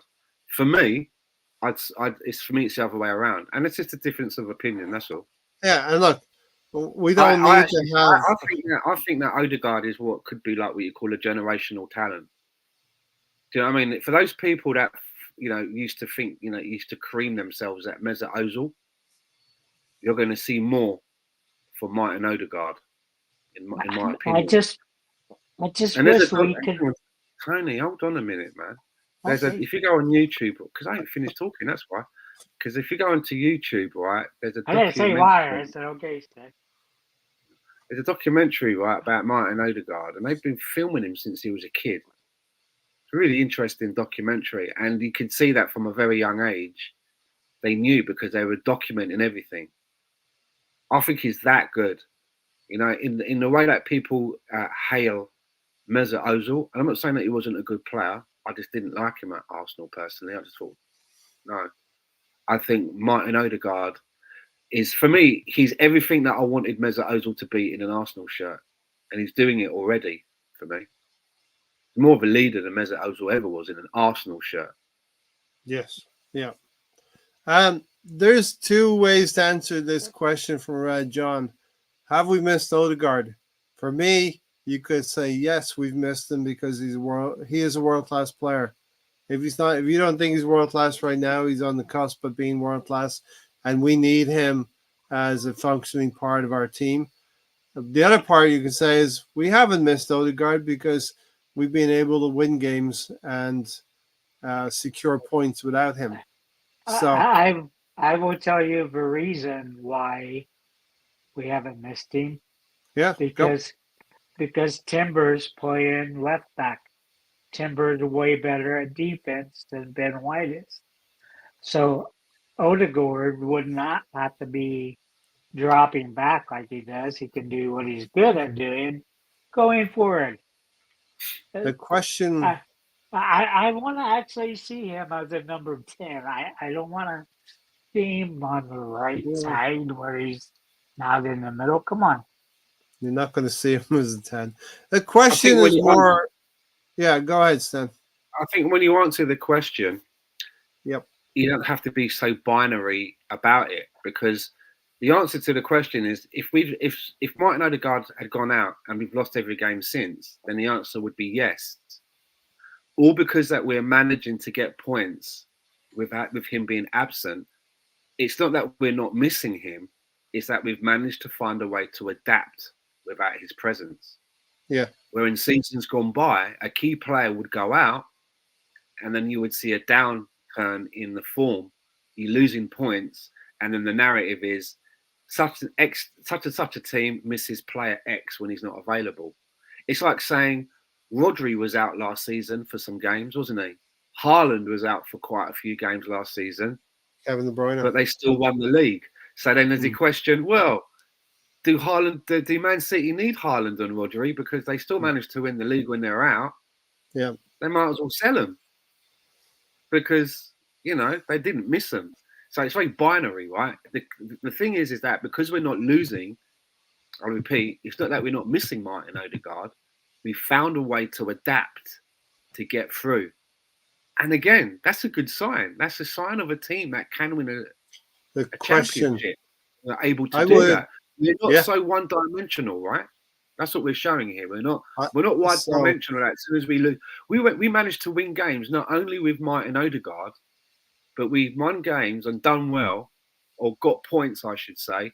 Not only when we were missing our captain Martin Odegaard, but also our world record signing, 105 million Declan Rice. Does that mean that we shouldn't pick Declan Rice again because we managed to get through a game without him? We should pick someone else. Mm-hmm. I think the question rather should be, would you rather Odegaard didn't get injured? And of course you would say we would rather that he didn't get injured. I think we're a better team when he's in it than when he's not. Yeah. Even though we've managed to adapt and get points, we are a better team when he's in it. Yeah, so we have missed Odegaard. The fact that we have continued to win and pick up points is testament to the adaptability of the other players. Tony? And just hard being key in that adaptability. But the best thing about Trossard and everybody else doing as well as they are is that you can take your time on bringing Odegaard back. You don't have to rush him back. Yes, that's key. I think that's the key takeaway from this podcast, that we have a situation now with the players who can go on the field, that you can overcome a Ben White or an Odegaard with a long-term injury. We don't want to see it, but when it happens, we have the options. We have, as Stan said earlier, Plan B, Plan C. You can go through the alphabet if you want. Can we go with Plan C with Calafiori? Because Sure. I do not like him as a left back. Better than Timber. All right, better than Timber. He's For me, Timber's a right back. For me, Timber's a right back. Attacker. He's an attacker. Even though Timber looks right left back, he's a right back for me. Timber. I want to switch a little bit to one player we haven't talked about very much, but is the most key player at Arsenal, Bukayo Saka.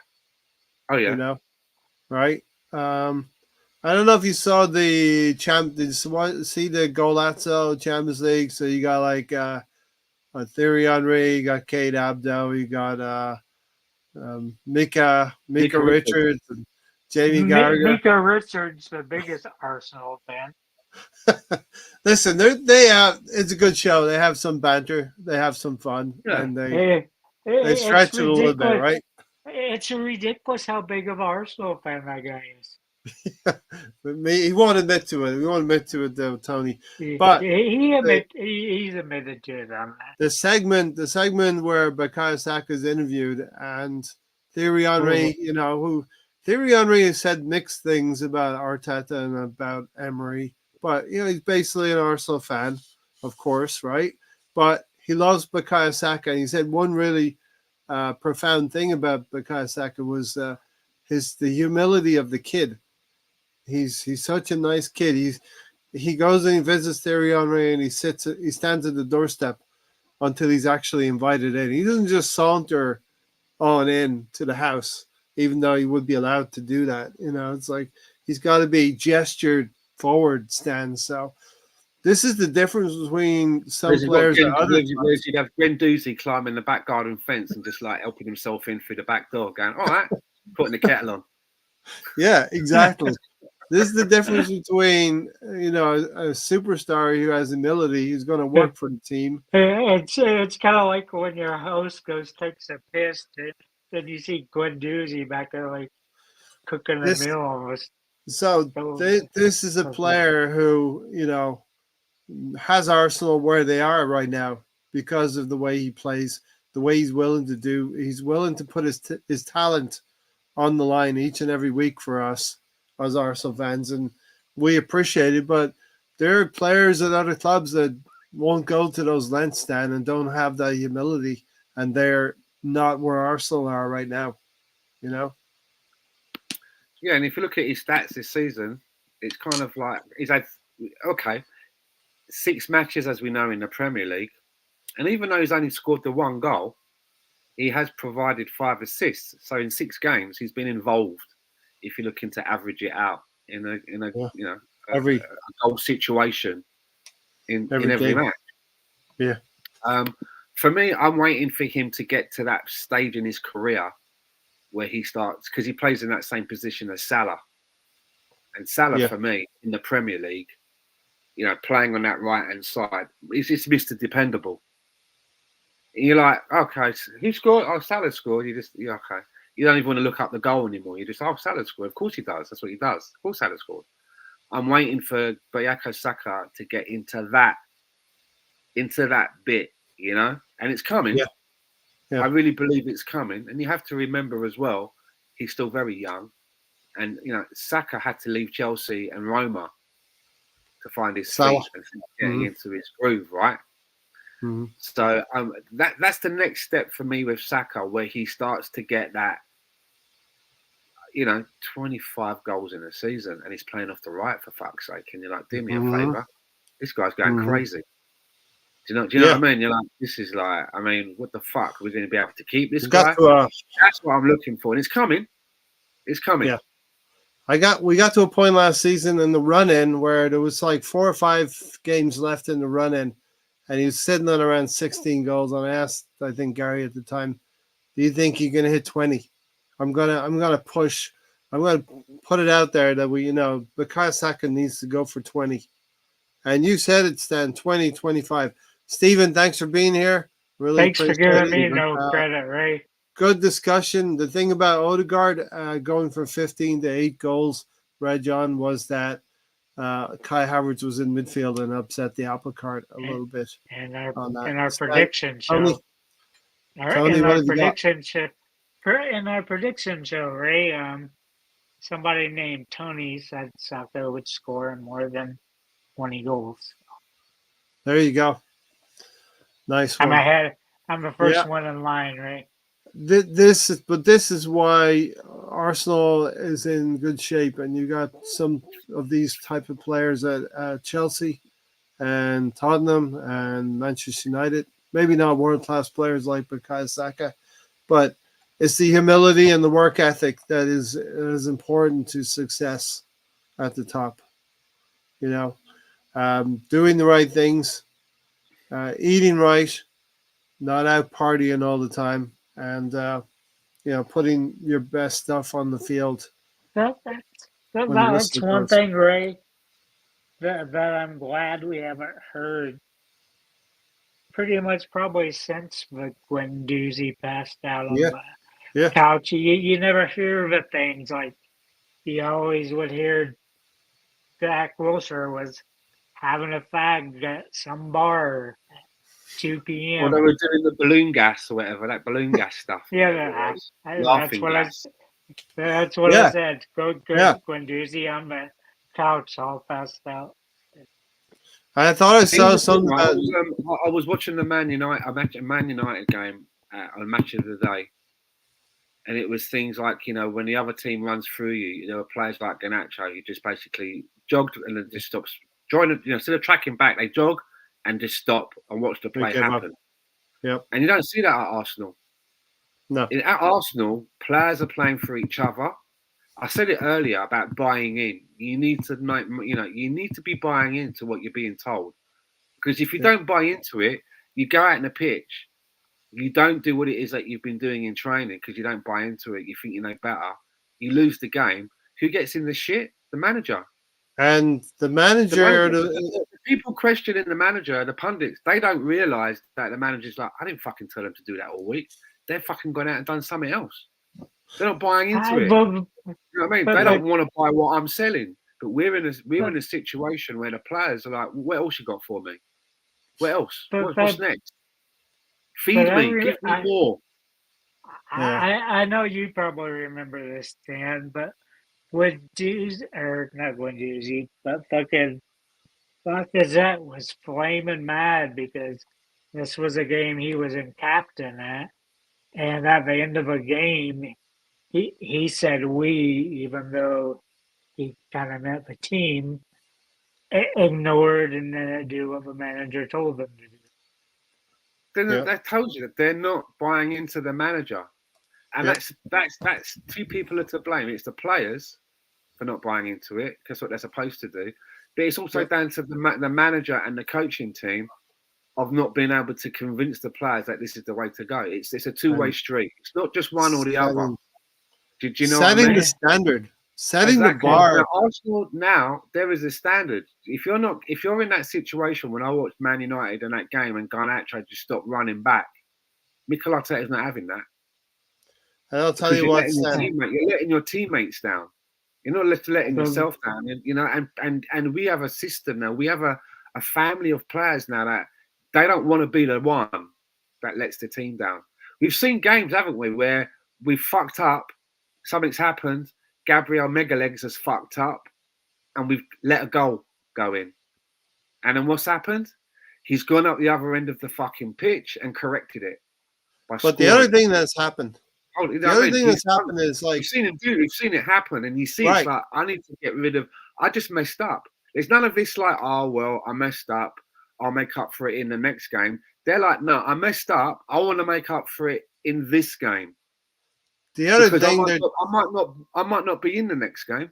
He might not. Stan, the other thing that's happening as well is when that player messes up, the other players are not walking away from him. You know, he's not alone on the field. The goalkeeper will come and pull him up off the ground. Saliba will come and get him if it's Gabriel that's done it, and get up and get on with the game. There's still many minutes to play. Basically, what we're saying is there's too much at stake here for you to start feeling sorry for yourself. Yeah. No one here is going to hate you. We still love you. Let's pull it back. And I've seen Mega Legs do that. Mega Legs fuck up, let a goal in, and go up the other end and score.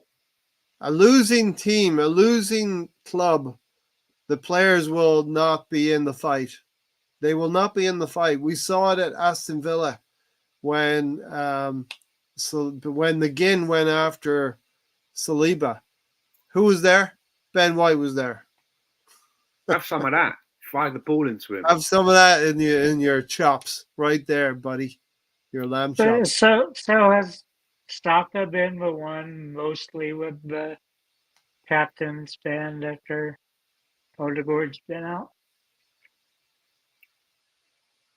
I don't know. I think Saka was the captain on the Champions League game. Yeah, I know he was for that one. You know, maybe it was his birthday or something. I'm just not sure about the other ones. His birthday is just like a day before mine. Listen, the armband, it seems like, and it's a very small criticism, the armband is getting bandied around a little bit. Saka just got it. But Stan talking about Gabriel, to me, he's a vice captain because you see him like, and all, especially the set pieces, when you're taking a free kick, he rushes up there, he talks to him, then he runs back to his position. Then if he sees something different, he's sitting there talking to him again, saying, "Hey, should change that. It's not what we're talking." So listen, we're talking about Mikel Arteta holding the players to an accountability and standard. That actually happens on the field as well. You know what I mean? The players hold themselves to a standard, a level of perfection, and they're talking on the field as well. You don't see that at every club. You don't see that you're not seeing that at Manchester United, as Stan said. Garnacho just jogging back, trying to show the crowd that he's literally stopping and watching. Okay, what's going to happen over? Literally not. And those are players who are lost with no plan as to what to do at all. If you're going to allow a team to play when you're on the ball and going forward, to have lots of freedom, it means that when you're off the ball, you've got to come back and help people. You've got to come out of your position and go into deeper positions to take up space to try and be ready to help or go in for the ball. And if you're not going to do that, then we can't play when we're on the ball in this free and open way, because you're not willing to do the hard work when we're off the ball. Therefore, we've got to play in a more constructed way, and it's going to be boring for everyone. Do you see what I mean? If you want to be, this is how you talk. This is how I will talk to the team. If you want to, have that carefree way of playing going forward, intricate passing, you've got to be able to do that. You've got to be able to come back and cover for people. Like when the wing back goes forward, someone in the midfield is going to have to maybe think about shuffling across and taking at that position rather than going with him, and allow him and believe in your teammate to come out of that position and carry the ball forward. And you might do something, but you have to make sure that someone is covering that hole.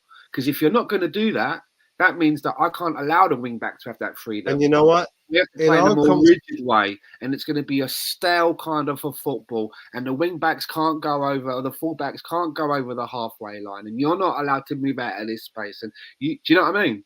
Yeah. So and the only way that happens is that you believe in your teammates, and you think, I'm willing to do that. I know that I'm a midfield player, but hold on, such and such at left back is moving forward there. Something could be on. I'm gonna cover him in case it fucks up. And again, it comes back to holding the players to a high standard. Again, I'm going to repeat myself again, but it's so important to say that the high standards, because you've seen the clubs that are failing. They're not doing the basics. They're not doing the basic things. No, it's a house of cards. When you don't do the basic things, basics, man. When you don't do the basic things, that's when everything falls apart. And now Garnacho's left his man. They've got a 2-on-1 going down the wing, and they're able to get in on Manchester United. Whatever happens, I didn't see the game. 3-3, right? And they were lucky to get 3. It was just the way that I saw the attack coming the other way, and he was like jogging, and then he literally just thought, nah, and stopped and watched to see if Ramsdale. It was like someone else. It was almost like, you know what, someone else will do it. Someone else will go in there and sort it out. And you know what? Rashford has been accused of doing that as well, downing tools and not caring. Rashford has been accused of that as well, because he probably knows it's not a good environment. They're not in. What happens in a situation when think about it? The owner calls Eric Ten Hag and goes, "What the fuck's going on?" And he goes, "You know what? It's all of the players. They're all fucking shit. You got to get rid of them and start again." What's the owner going to do? I can get rid of 11 players, or I can just get rid of one guy. Yeah. You know what I mean? You're on an island. Exactly. You're on your own, and you've got to be able to get. You're not buying into him. It's just so shitty that when players can down tools and get managers sacked instead of.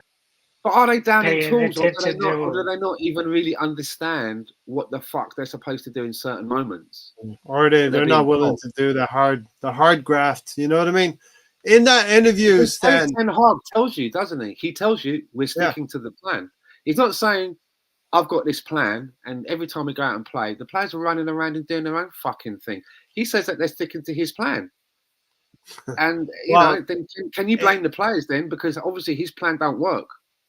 There's a certain part of a manager's job where he has to protect the players, but the players have to start to protect the manager by putting in performances, and they're not getting it back.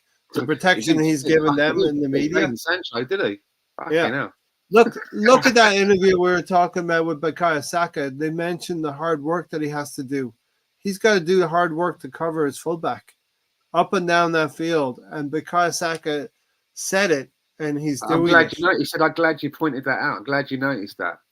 Mm-hmm. That I'm having to make certain sacrifices and that. Yeah. Exactly what I just told you, right? Exactly. He knows that if he doesn't make those sacrifices at certain times, it means their manager's going to say, well, if you aren't going to do that, we've got to play in a more constructed way. Or you're off. Take them off. Yeah. So I get it. That tells you that, again, he's not thinking, I'm not playing. He's not saying, I'm glad you noticed that, but I'm going to sack it off and do what I want to do because I don't like playing in this way. He believes in the team. He believes in this vision. He believes in this way of playing football, which the manager and the training staff are teaching them. They're buying. Yes. They're buying. This whole podcast. I've said this phrase how many times about buying into it. That's what's going on. They buy into it. Yep, and the higher standard, but higher standard from the manager and buy-in.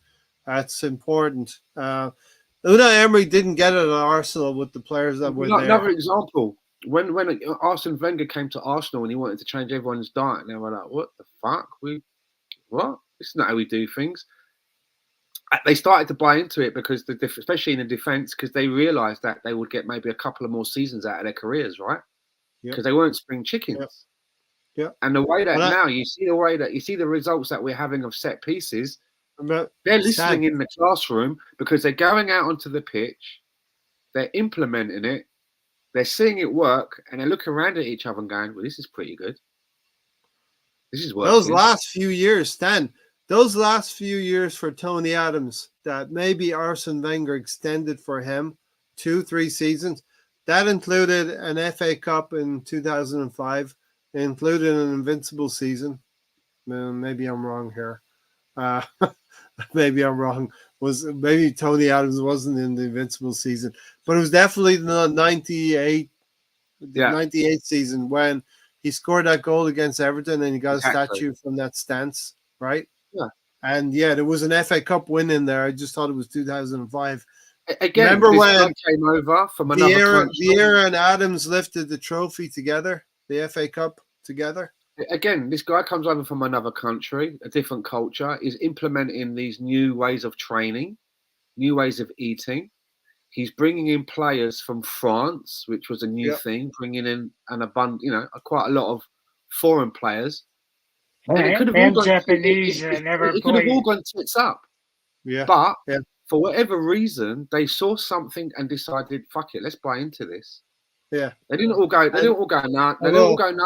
They weren't all knocking on David Dean's door and going, we don't like this. This is different. He's asking us to come in at these times. He's asking us to eat this. He's asking us to, we're not done. Do you know what I'm getting at? That's when you see players then downing their tools. And they're like, nah. It all goes wrong. And everyone laughs at the manager and says he's a shit manager and he's out the club. But for whatever reason, when Arsene Wenger went, look, they listened and bought in. And as we see, it reaps dividends. We were talking. Go ahead, Tony. I mean, to me, I'm still a condemned players here because you look at what Mourinho's done on each country that he's coached in, winning Champions Leagues and all of them. But you've had like 3 teams down tools from him. You had it at Chelsea. You had it at. It's just weird to me that players can get just sacked when you're really good. So Stan and Tony, I was going to say about another 10 minutes, but we can go a little bit shorter than that as well. Even we're going to wrap it up with a couple of things here, but Moss's comment here, Mourinho, Rice all wanted to come because of Arteta and saying how much better they get instantly with Mikel. And Stan mentioned that earlier in the podcast as well.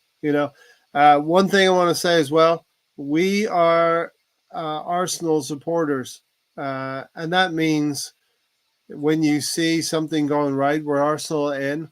When you see Mikel Arteta turning the club upside down and doing almost everything, pretty much a lot of things correctly, we're not Arteta FC, we're Arsenal FC, but we're going to support the manager. I think that's very important when people start talking about Arteta FC. Yeah, Mikel Arteta is not on the badge, but he is a former player. And you can have players who were not the best player. They were not world-class players, but they can step into a managerial role and be pretty good. And I think we're seeing that with Mikel Arteta. I just don't like how he got all his coaching badges with us, but he jumps immediately to City. Well, he had a phone call from Pep. He had a phone call from Pep.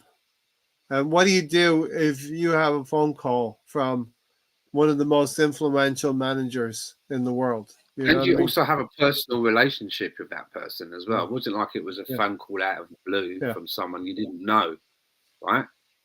Yeah. They had that relationship. They had that relationship at Barcelona. We see goes way back. But we see those videos. He's sitting on the bench with Man City, and they're caning Arsenal 3-4-0, and Pep's giving it large and celebrating. Mikel, he didn't flinch. He didn't move. He didn't like what he was seeing because that's Arsenal was in his heart. You know what I mean? And but it's a benefit, right? It's like saying, it's like having someone hang out for 5 years with Warren Buffett, and then they can't make a single investment on their own. It doesn't make any money. It's like, well, did you not learn anything? Yeah, he was hanging out with the best investment guy, and you don't learn nothing. So, he put his time in, and he's put his time in with one of the best, right? And he seems to be evolving and learning how to evolve his own ideas. We never look stale, do we? There's always something going on in our team. Do you know what I mean? There's no like, we just play in this way. There's always something going on. Yeah, I mean, it's interesting. We're Arsenal fans and we're invested, and but we are not watching boring football, probably because we're invested in us winning. Other rivals would probably say we're set piece FC right now, and we're But boring. we were the other day, Ray, when we went for like, it seemed like it was like 7 straight corners. Ball straight to Gabriel.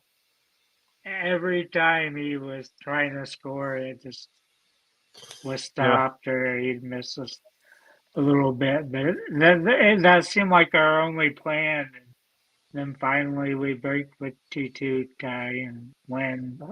Yeah, we got out of jail on Saturday. On That was Saturday, when, we got out of that jail was on Saturday. when Harry came in.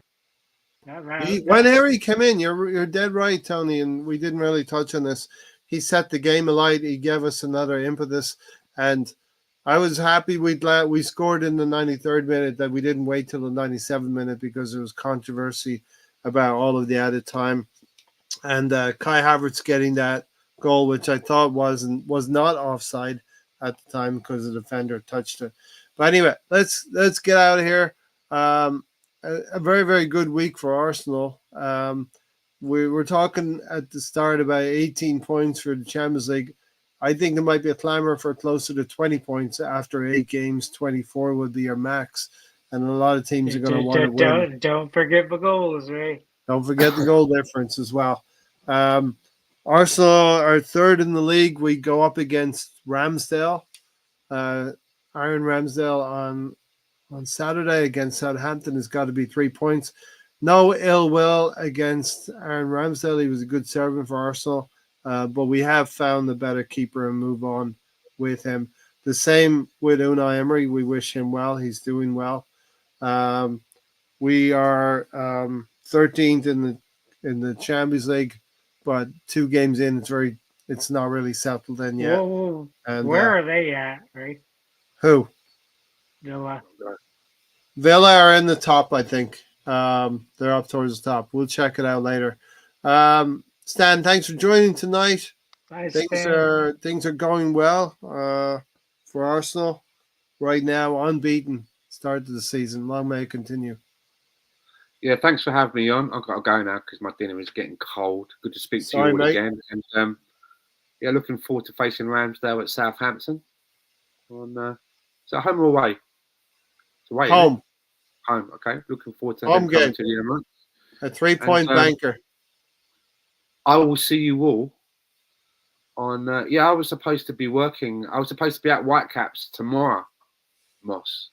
But I was feeling a bit tired. So I took it off because I do a bit of evening work over there and all that. Do you know what I mean? But it's so boring. I was there actually on. I was there last night against the Seattle Sounders, and they lost 3-0. Not so much fun when they're losing. All right, Stan, thanks for being here. Tony, thanks for being here. Yep. All right, maybe we'll catch you on Sunday. There won't be a show next Thursday because we have the interlull coming up, but we'll do a Sunday next two shows. Come on, Ray, something will come up. Yeah, it's Arsenal. Thanks, Stan. Thanks, Tony. Come on, you Gooners. Good night, everyone. Arsenal are growing up. We got to beat Southampton up next. Take care, everyone.